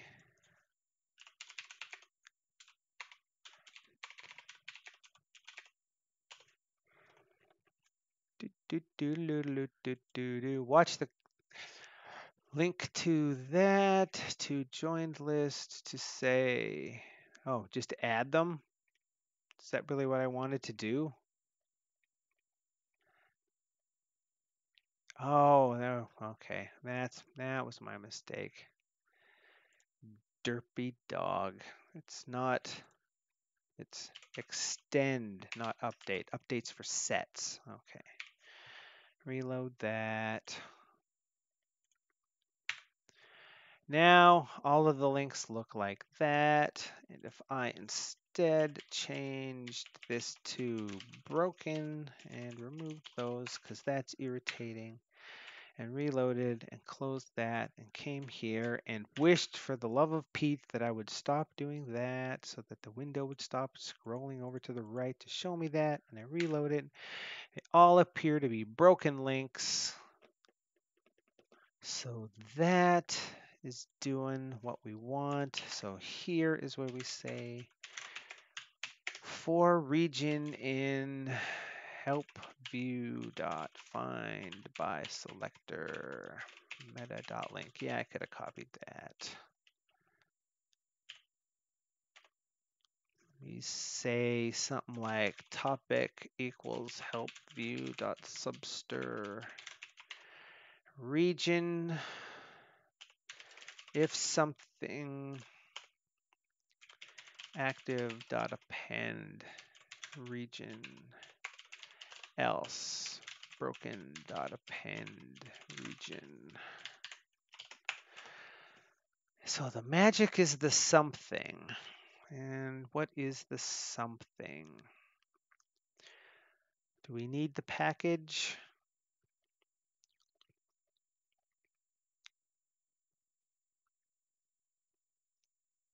Do we need the package info? I believe there's a better way to do that. Look up help topic. So if it's none, it's missing. If look up help topic, package info topic is none, is not none, add it to the active list, else add it to that list. So all we need is to know that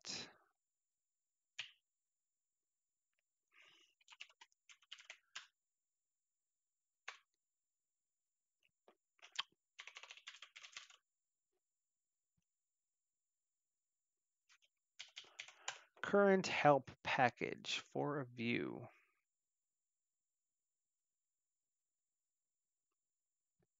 or none.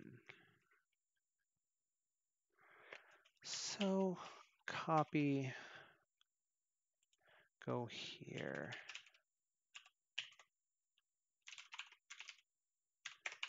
Package info is current help.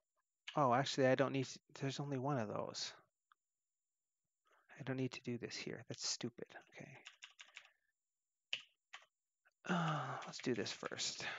Package info is the current help package in help view, which should, let's double check, even though I was just looking at it.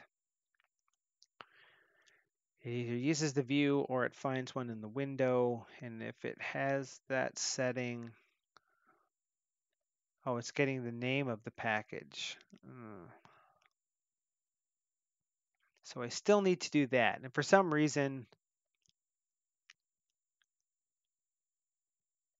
I'm not doing it there. That seems like it's probably stupid. I wonder why that was the case. Fiddling around with that on Hover Handler is something that is on the short list of things to do. So I guess this would be package name is whatever the current help package in the help view is. Package name is not none, then package info is help index list. Oh, I don't have it in this one. Get package name none. Oh.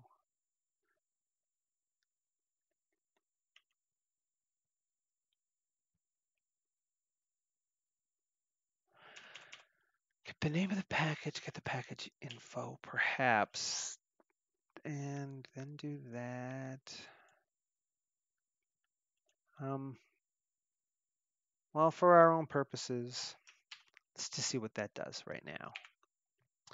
It loads and global name help index list is not defined. Yeah, I should have known that was going to be the case. What's importing it here? From core.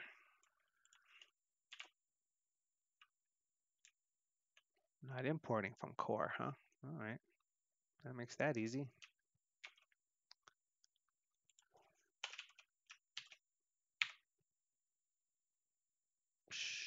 Boop. Global name lookup help topic is not defined. Boy, batting 1,000.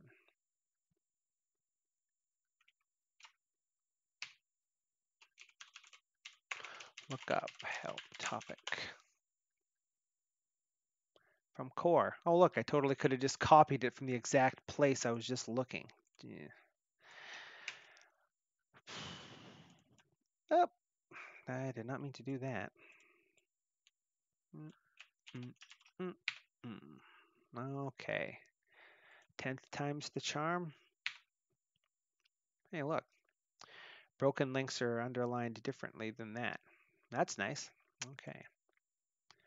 That part still needs to stay. So package name is the current help package.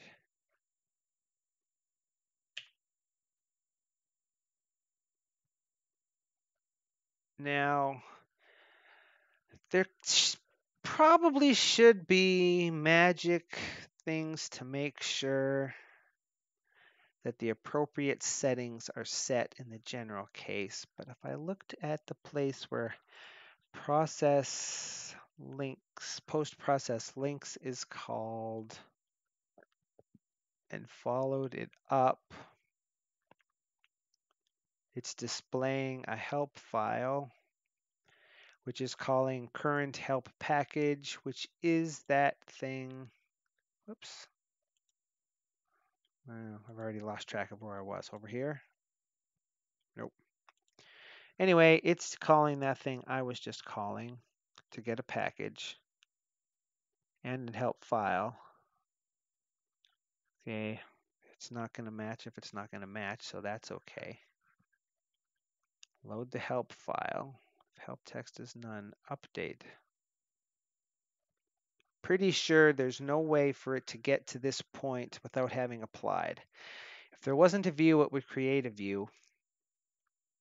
If there was a view, it would focus it, get the current package out and the current thing. See if the view has the current file already loaded. If the current file is the same as the file we told it to display, and the package is in this file is whatever the current package is, then the current window has a view that is a help view that currently thinks it's displaying a help file that is for the package that this help file is trying to display is.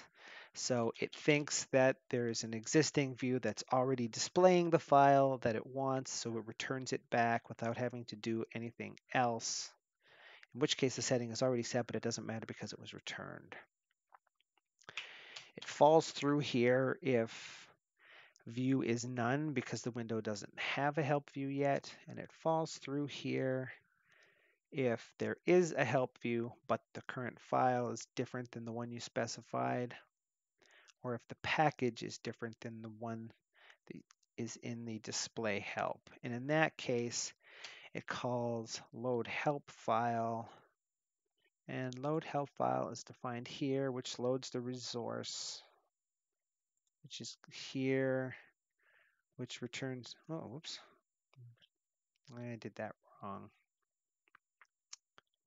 Dangity all, dangity doodly. I lost track of what I was doing. I got too many open tabs here. Okay, do I care about this? I'm guessing not. You know what, let's do this. What file is changed here? That'll remind me. Help.py. Help.py, that's this one. Load help file calls load resource for help. So that's not doing anything particularly special. And display help file is going to load it. If it's not none, it's going to update help view. Okay, maybe this is the one that's doing it. This makes sure HH package is set. So if you're calling display help file, which is the only place that this gets called, then it can only get to this part when it has loaded a help file, in which case update help view, set the setting before it called the post process. So if we were post processing links, we don't have to ask if it's not none. We can just do this. There's always going to be a current package, and that current package is always going to be in the help index list. And as a matter of fact, do we need this package name for anything else? No. So what happens if we cut this and put it here? That is still, well, let's zoom that. That's still within the line, so we can still at least guard against this. What happens if you call get on a dictionary with none as a key?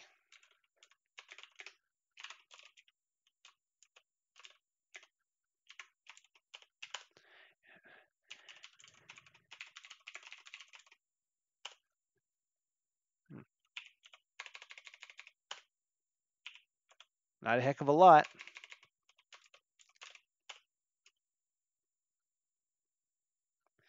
I'm going to admit that's not exactly what I was expecting to happen there.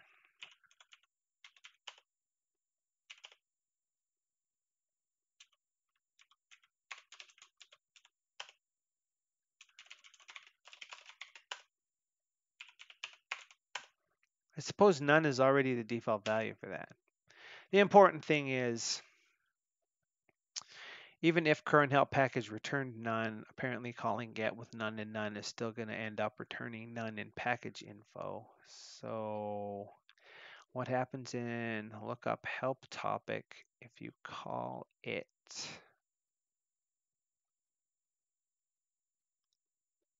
I have two copies of the same file open. I do, don't I?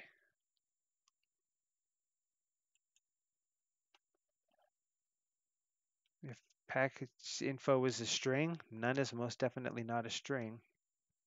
Lookup help topic will return none. So this line gets package info or none without worrying, because if this returns none, nothing.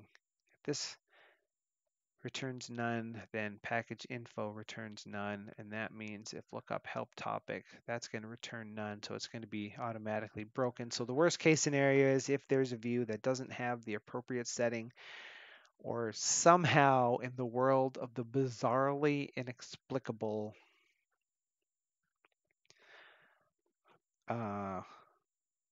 somehow you, in between the point where you navigated a link and it opened a new help file and it got to the part where it post-processed links, suddenly that package was no longer in the help index, even though it had to be in the help index for you to be able to navigate the link in the first place.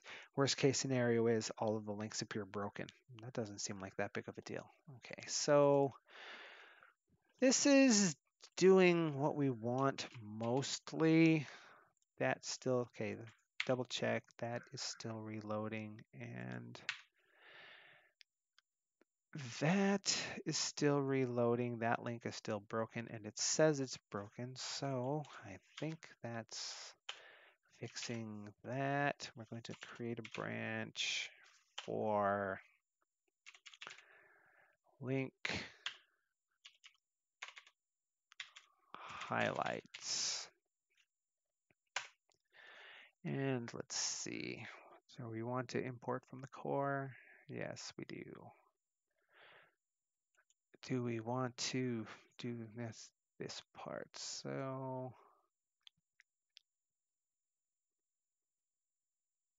I think that's what we want. So what we want is, oops, enhance link region highlighting.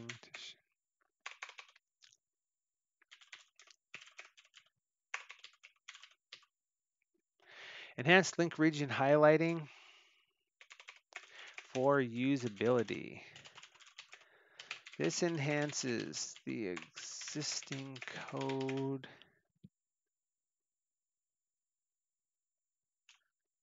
that does link post processing so that when a new help file is loaded, all links that currently don't have their topic defined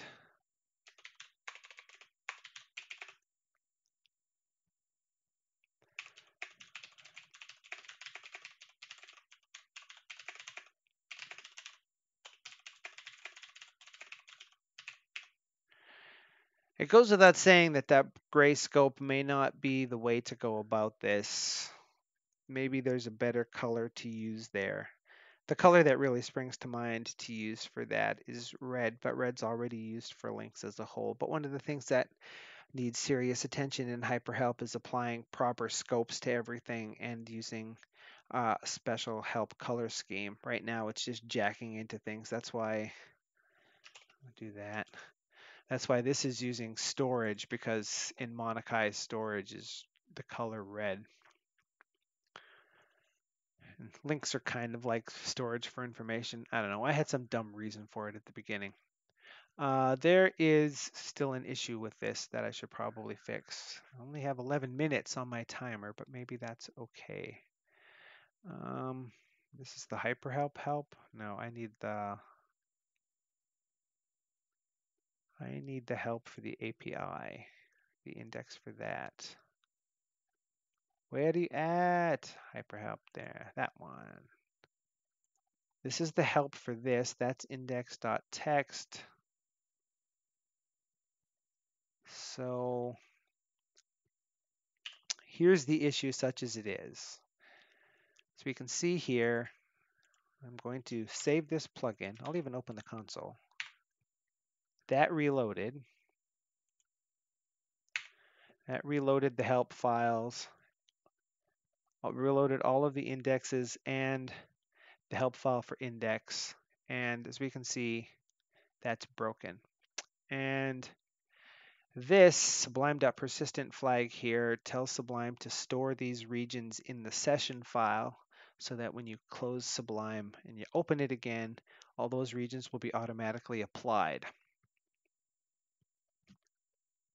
And that means if I was to quit and restart, as soon as you see the help file appear, it automatically still has regions there. And that one's still broken. And this post-processing, remember, only happens when a help file is loaded. But this is coming back, so that's not the case. But if I was to do this, let's see, what's the topic is broken. I'm a broken topic, but not really. And I save and reload that index. I think I just remembered why I had automatic package reloader perhaps disabled more permanently than I expected it to be. If I quit now and restart, oh, that old saw again. Everything came back.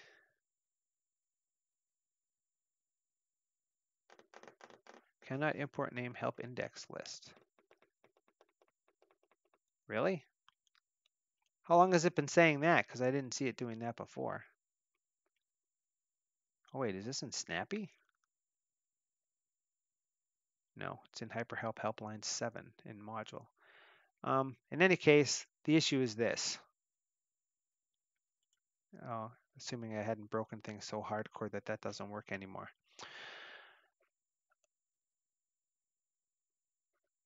Oh, there's still no anchor for it. What did I do? Do I have some sort of circular reference or something? No. Cannot import name. Okay, so, yeah, I broke it in Snappy. How the hell did I break Snappy? Import help index list, look up help topic. In core.py line 9. Is there something different in here that there shouldn't be? No.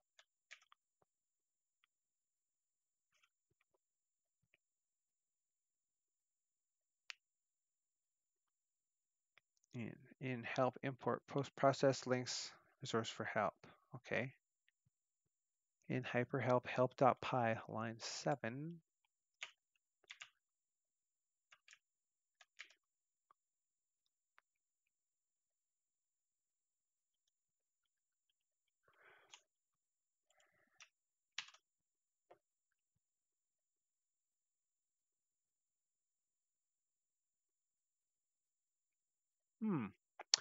This would be an example of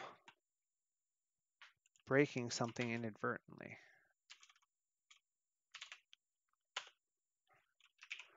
Okay, there are currently no changes. So that's the changes there. If I check out master and quit and restart,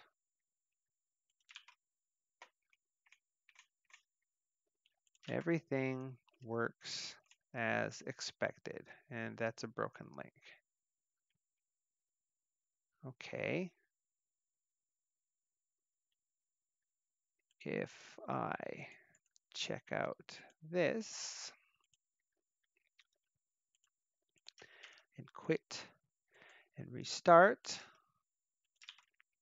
now it's broken. So what did I inadvertently do here? From core import help index list, look up help topic.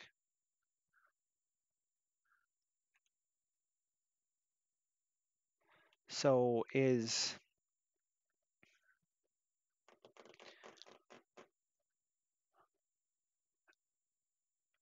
help index list and look up help topic not in core? Is that the crux of my problem? Where's the other core window? Because that's driving me nuts.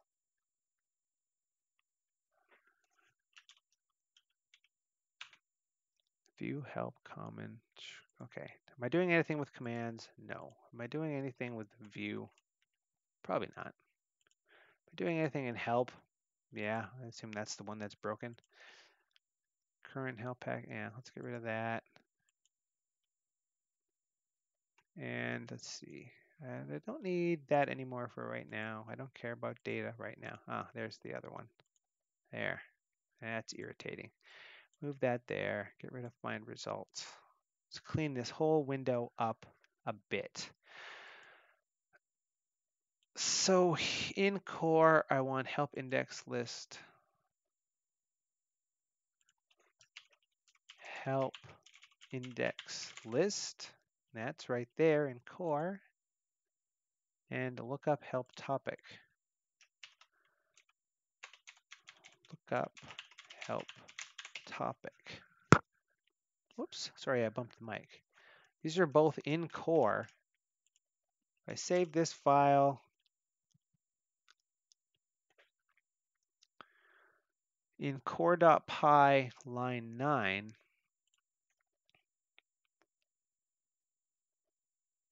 from .core, cannot import name help import. Oh, do I have some sort of freaking...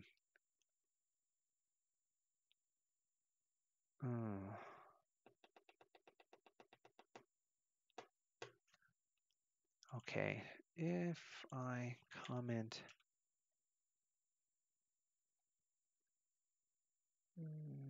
that this file now loads. If I reload the whole package, it reloads.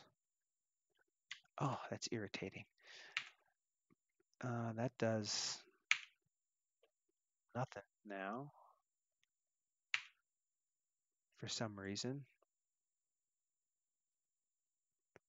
Yeah, see, I accidentally fixed that, so we need to comment those out for now.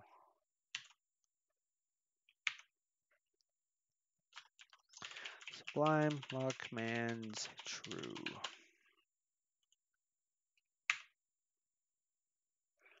It says that, but it's not doing anything.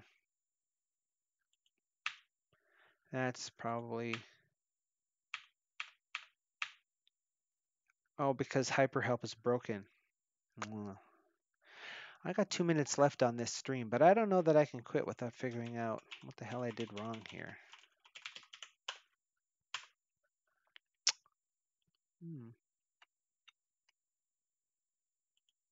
Whoops.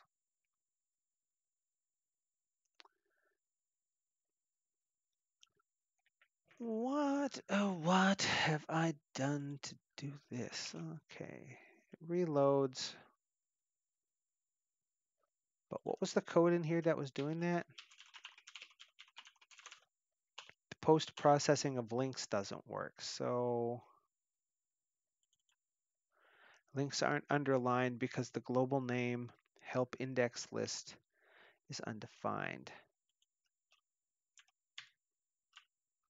Okay, so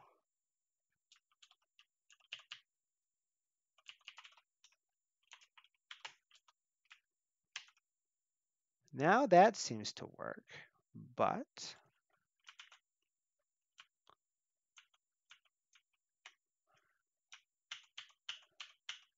help is so broken. Reload the whole thing.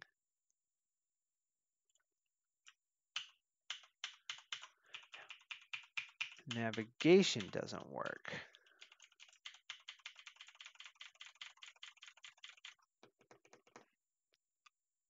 And if I do that, reload everything,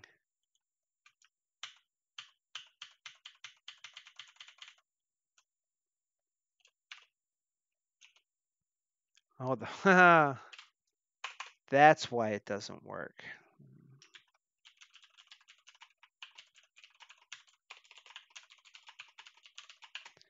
This may be the reason why it was, oh, there's my timer. Okay. This may be the reason why I was setting the thing to true and false through all of those things so that if something bad happened, there we go. It's no longer post-processing, as we can see, because lookup help topic is not defined when it's post-processing links.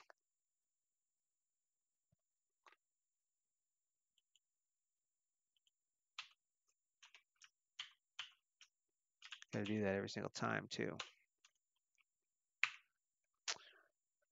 Oops. And there.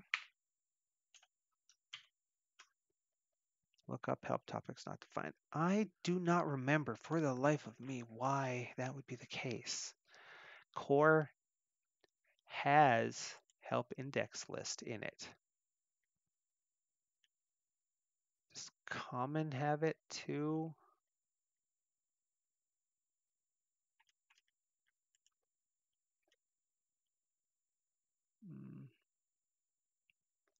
Where are you? Syntax, load resource, current help file, package prompt, pix package. No, so that should work.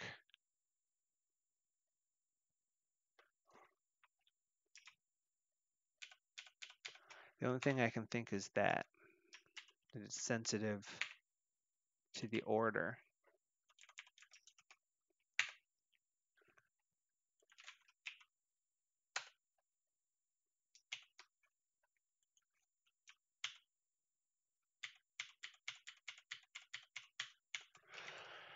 Okay, that's a little irritating. But it, oh, it's still busted. Cannot find name help index list.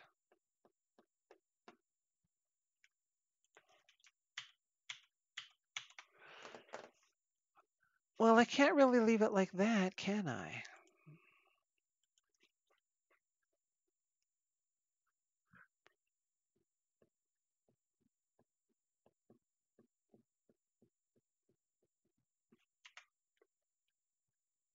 Oh, dun dun.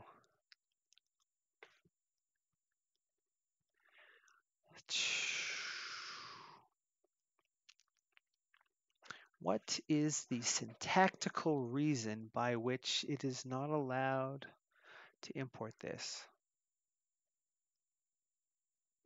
Find all the hidden anchors. Find by selector. Okay, so oh yeah, that's fine. It's this one that's busted.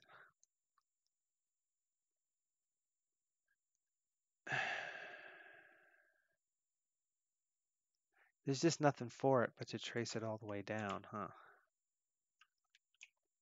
So what, this was here before? That line being there breaks it.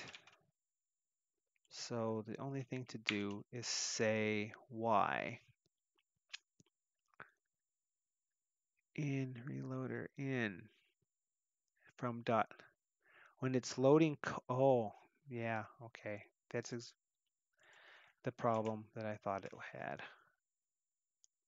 Core imports from help. So help can't import from core because of the circular dependency. Play the tape back. I'm sure I said that 20 minutes ago or something. So how the booble do we do something like this then? Because we definitely need that functionality from the core.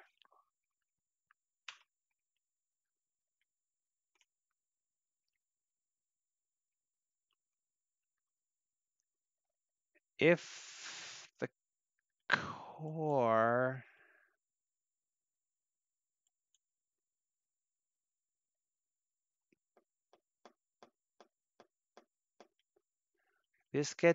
core gets stuff from common, help gets stuff from common.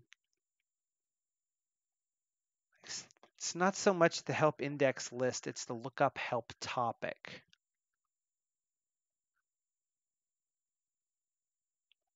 So the only way to do this is if this functionality is in the core. Does it make sense for my purposes to try to create a function in the core which takes a help view as a parameter and then returns back two lists, one of active links and one of broken links?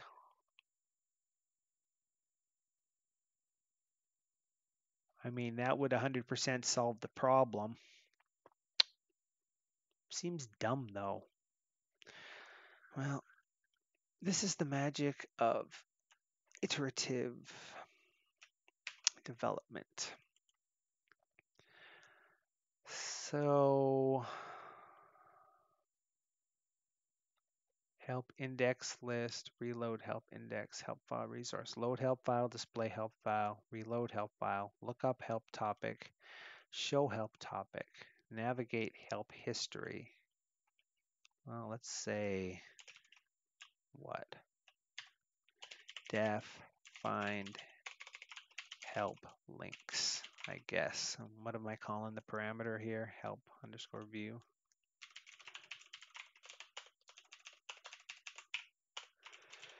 Given a help view, this returns back. Oh, returns back all of the anchors that exist. Returns back all of the regions that contain links inside of that help file. The link regions are returned in two lists.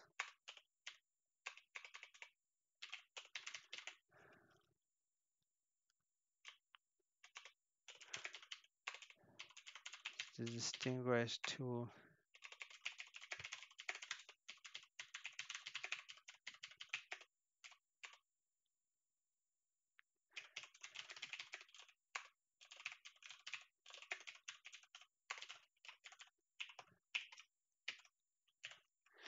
active and broken links. The links are returned in the order of active, broken. Okay, so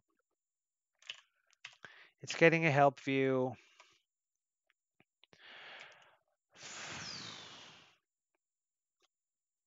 Help can get from core. Help can't. Oh, am I doing this in the wrong fashion?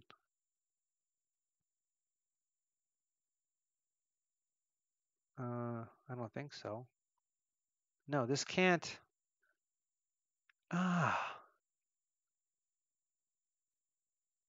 Help can't get from core if core is getting from help. So implementing something that requires it to still be in core doesn't make any sense. What the hell am I doing? Still doesn't work because this still needs to pull from help.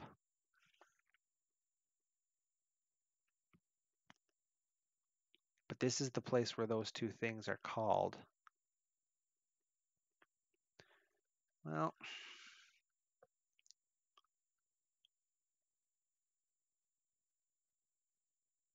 the post process happens to happen here too. Well, let's go ahead and do it because maybe it's actually useful for later purposes. I don't think it is though. Is it still over here? Did I remove it out entirely? No, I just copied it, huh? Okay. Let's think about that a little more. We'll cut that for the time being. So this doesn't load because it's importing from help. So help and core can't both intermogenate. So this line definitely cannot be here, which means that that code down there can't be here. This doesn't make sense as view code. It doesn't make sense as common code. It doesn't make sense as data. What's left? Is it a command? No. Code that's common, that is not in the cards for that. Actually, I should probably investigate this just a bit. That's API help in Snappy. That's the color scheme help. From the core input stuff. So everything is coming from core.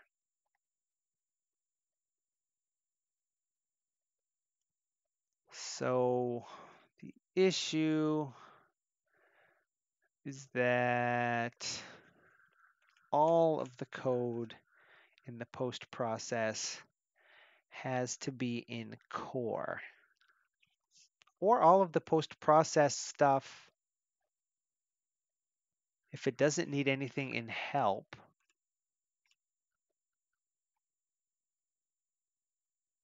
maybe that's the way to go. Maybe we create a new file called post-process that has the post-process code. Post-process can import from core because core doesn't care about post-process.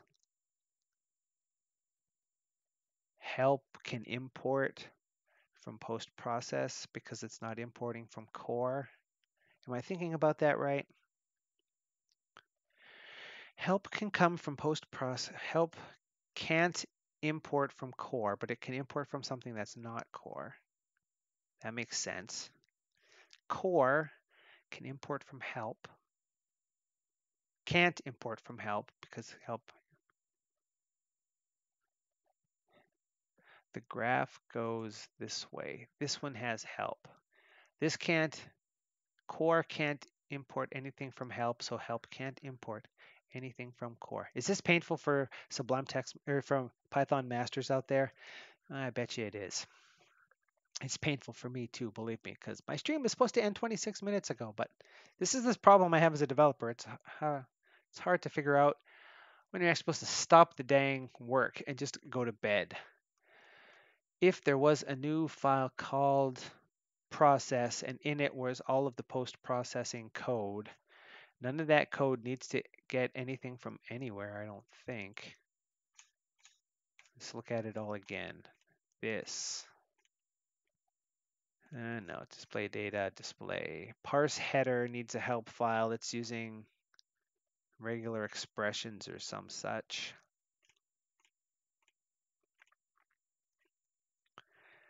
The real problem is this can't be in core.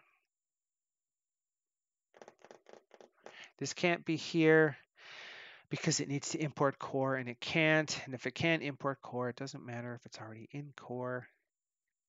It still can't import these things. Maybe there's a, I'm going the wrong way with this. Python cyclic import. What's the magic for cyclic imports?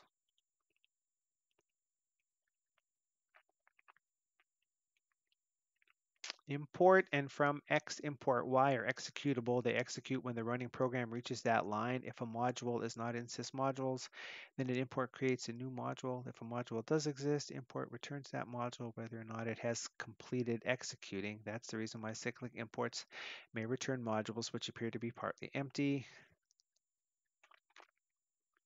The executing script runs in a module.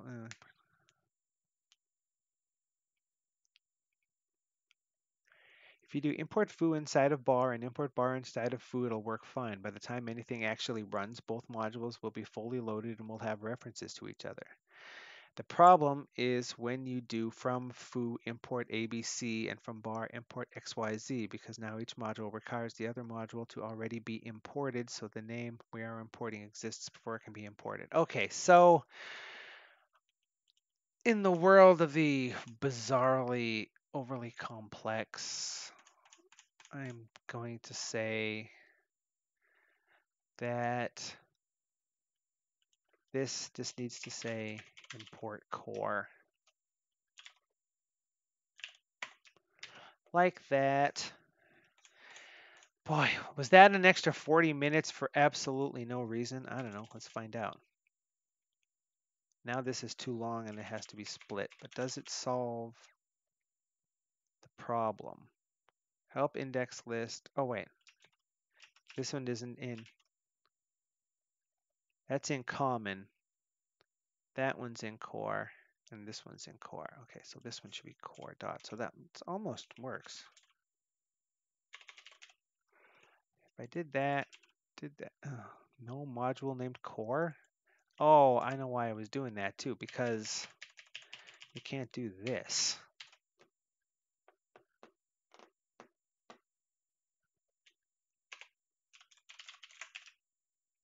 Need to do that.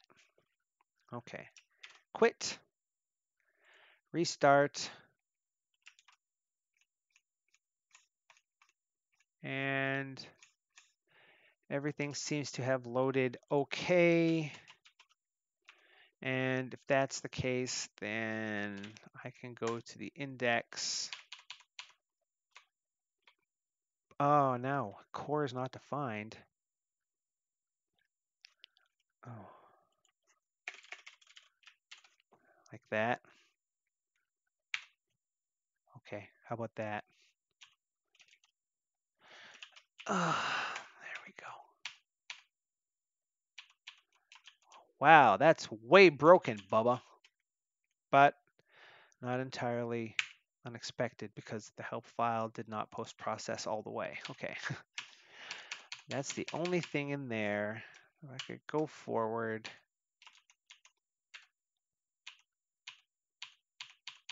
Stuff still seems to work. I come back here. That's still there. Okay, quit and then restart. And now it's broken again. Module object has no attribute core. What? Okay, let's delete that. Ah, this really chafes my chaps, you know? This is the problem we're having now. Now when it reloads, call with frames removed.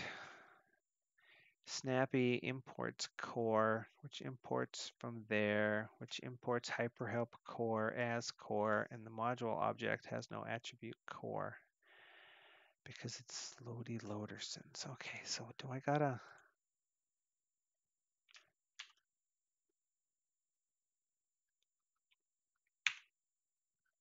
quit, restart, and what do we got in the console? I'll bring it over here so everybody can see the frustrations that we are having. That seems to have done something, except when it needs to post-process links because it enters a new file. And then it breaks because in line 194 in show help topic, it calls display help file, and display help file calls return display help file. That calls post process links view. And core, the global name core is not defined, which is sort of what I expected, just to see if it band-aids the situation. Hyperhelp.core. Where's the other one? Hyperhelp.core. Which one of these was the one that was breaking? Line 287? Okay. Okay, there. Set it to read only. Jump to the index. Go to here. Now that works. I can go back. So that does what I want. And if I quit and restart, it still has loaded things. And now the only issue is that this line is too long,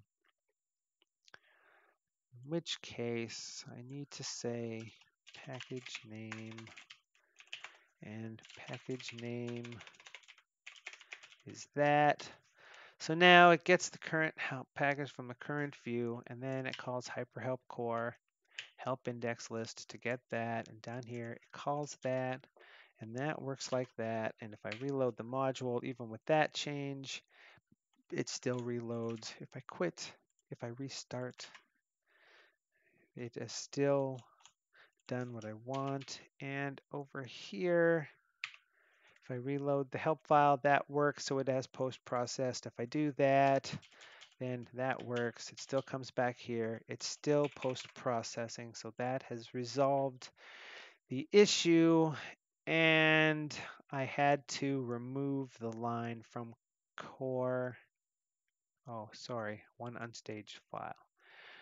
From core, I replaced that with that, and I replaced that with that, and that with that. So we're going to stage all of those, and we are going to amend the previous commit. So now we're back probably at something that does what we want. Now here's the issue that I originally wanted to point out. I have reloaded this help index. That index topic is definitely broken. Then I come down here and do this. If I do reload here, it's still broken. If I reload the help index, now when I reload the help file, it's no longer broken because that topic is in the index. Okay, so if I do that, oh, sorry, and reload the index, then reload this, that's broken. I save that file and quit. This is the situation. This link, broken, on line 18 has the stippled gray underline because the topic that it's associated with wasn't in the help index at the time when this help file was loaded. And that is a persistent scope, so it's stored in the session, so the next time the window opens, those underlines immediately appear. And we just saw copious examples of that. Post-process links was horribly busted, but the underlines were still there. Now here's the situation. This is marked as broken. The index currently on disk has a topic named broken on line 11. That help index hasn't been loaded yet. So if I hover, this says it's a missing topic because it's not in the help index. I quit. I restart. I watch everything reloaded the way it's supposed to. The link looks broken, and now it says I'm a broken topic, but not really, and it links to this file. Although when you double click it, the status bar says unable to find topic broken in help file index.txt. So here's an issue. Post-process links needs to be called when the plugin loads so that any help views that exist can be updated. Now, in order to fix that, I'm going to do that first and reload that index and then reload this file. And now that thinks it's a missing topic again, which is what we want. Do I have a ability to type? No. A plugin loaded. Do package setup at package load time right here. For window and sublime.windows.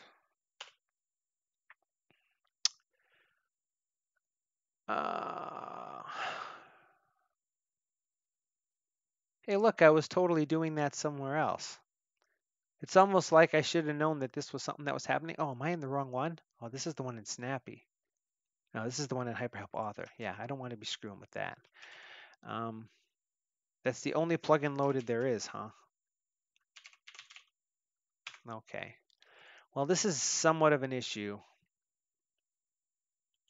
Well, we can worry about it when it comes time to turn this thing into a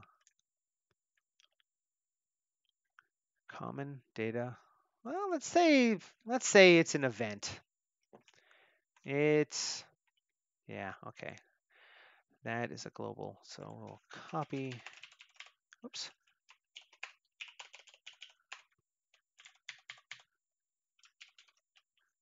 Def plugin loaded.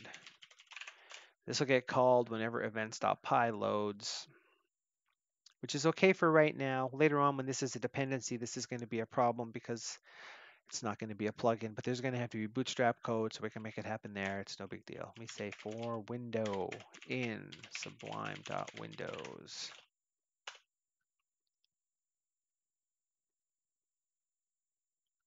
Did I already come up with a way to iterate all this?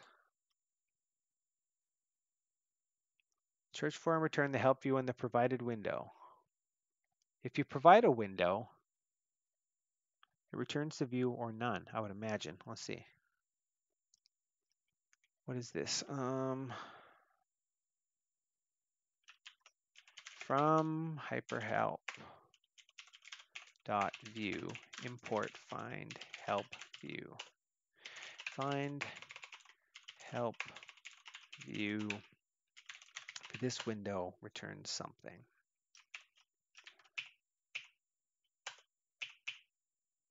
Here it doesn't return anything. So that is what I want here and here.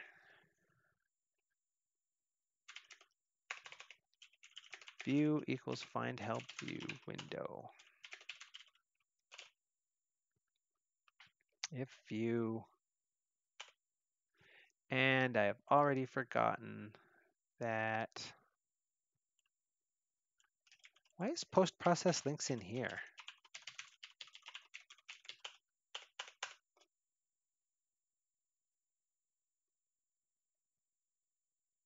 It would really be irritating if I did all of that stuff and it just so happens that core is importing things that don't need to be imported.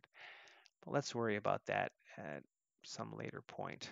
So I really don't have it in me right now to screw around with that. From help, import post-process links. So that doesn't load. Expected an indented block, you say? What, just because this is broken? Post-process links view. How about that? Global name find help view was not defined. Why, just because I didn't import it? From view import find help view. Okay. That seems to reload. So what's the situation now? This index has been reloaded. That's been reloaded. This thinks it is a broken topic that is broken. I do that, save, quit, cross fingers, start Sublime, check the console. By strange coincidence, it is actually loaded. And notice that this has updated. So our fix worked. Huzzah. And just to double check, and this time I'm going to watch it, I'm going to comment that out, make sure it goes in the other direction, and save. Now, when we start, this should be regular underline and then transition to a stippled underline.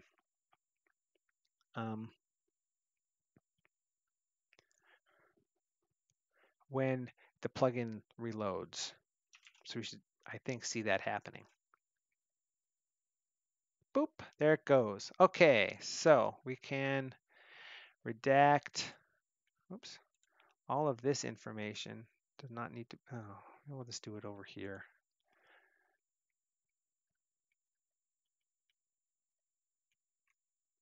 Oh, that's in a different working directory. Okay, so let's just stage all of those and say, ensure that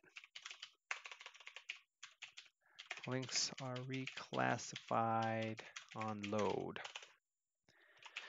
Now that links are both can be marked,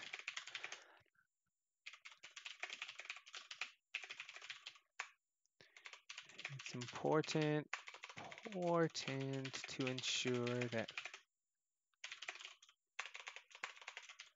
when hyperhelp loads,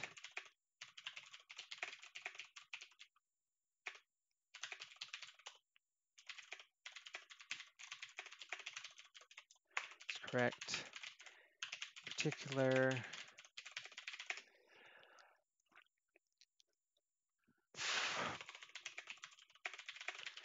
that the regions used are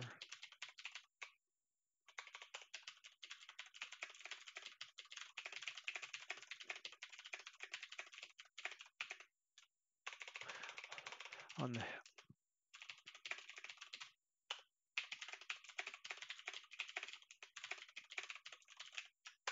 and we hit enter and we check out the branch master and we merge link with no FF into current branch and delete link highlights.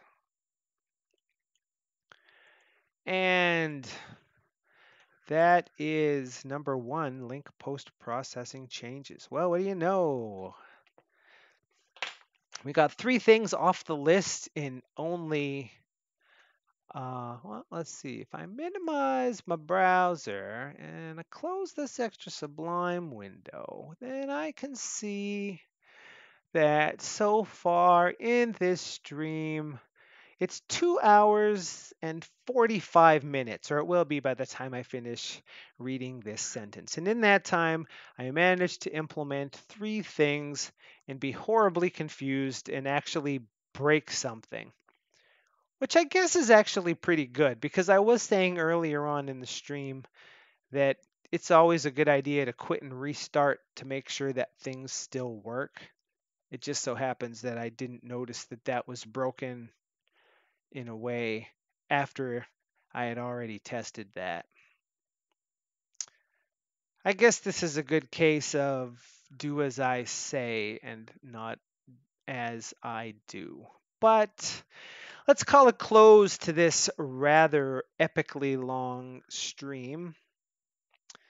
And I will see everybody next week.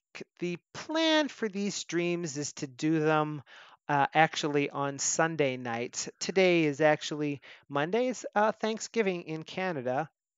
And the reason for that happening on Monday instead of Sunday this week has everything to do with how I didn't realize that when you enable live streaming on a new channel, it literally takes 24 hours before YouTube will allow you to live stream. So I had to push it off a day, but expect at roughly the same time next week, or maybe not. Check the channel to see. I will be scheduling when the live stream is going to happen sometime midweek. And as far as I can tell, YouTube's page will tell you that a live stream is scheduled if you look there. But I don't have a lot of experience with that myself. I'm very new to this. In any case, if you have watched all this time, you are probably crazy. I hope we enjoyed the experiment. If you like these really long form, quote unquote, real life package development videos, then this is the channel to subscribe to, the Terrence Martin channel, which, as I mentioned at the beginning, is actually my name, even though I go by OdatNurd everywhere. If you prefer shorter videos on the order of 35 minutes, maybe to an hour, depending on content that are much more directed and pre planned so that you don't end up with 40 minutes of debugging as we did tonight, or for tutorial videos that are scripted and just to disseminate information without this sort of stuff, then the channel you want to subscribe to is the OdatNurd channel. You'll find links to both of those down in the description area below.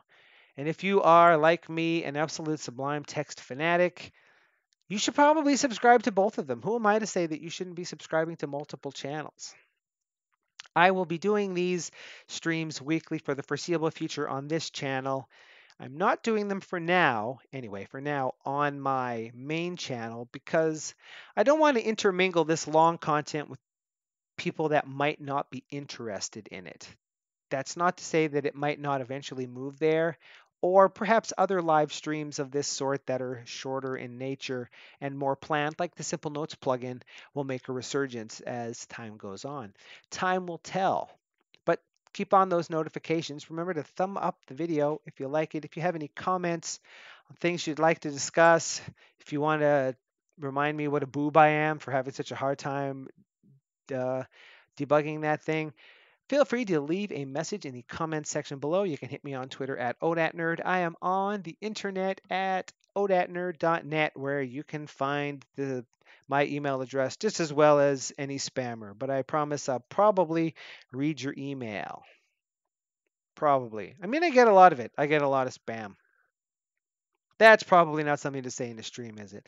No, I sadly do read all of my email, and I have some really good filters to make sure that spam disappears for me.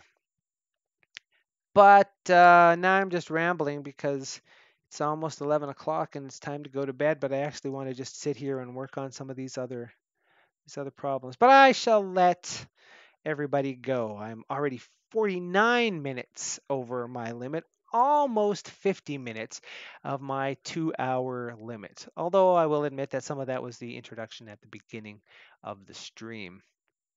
Expect it to perhaps go more smoothly next time around. I will see you next Sunday night, all things being equal. In the interim, please remember to stay sublime. OdatNurd out.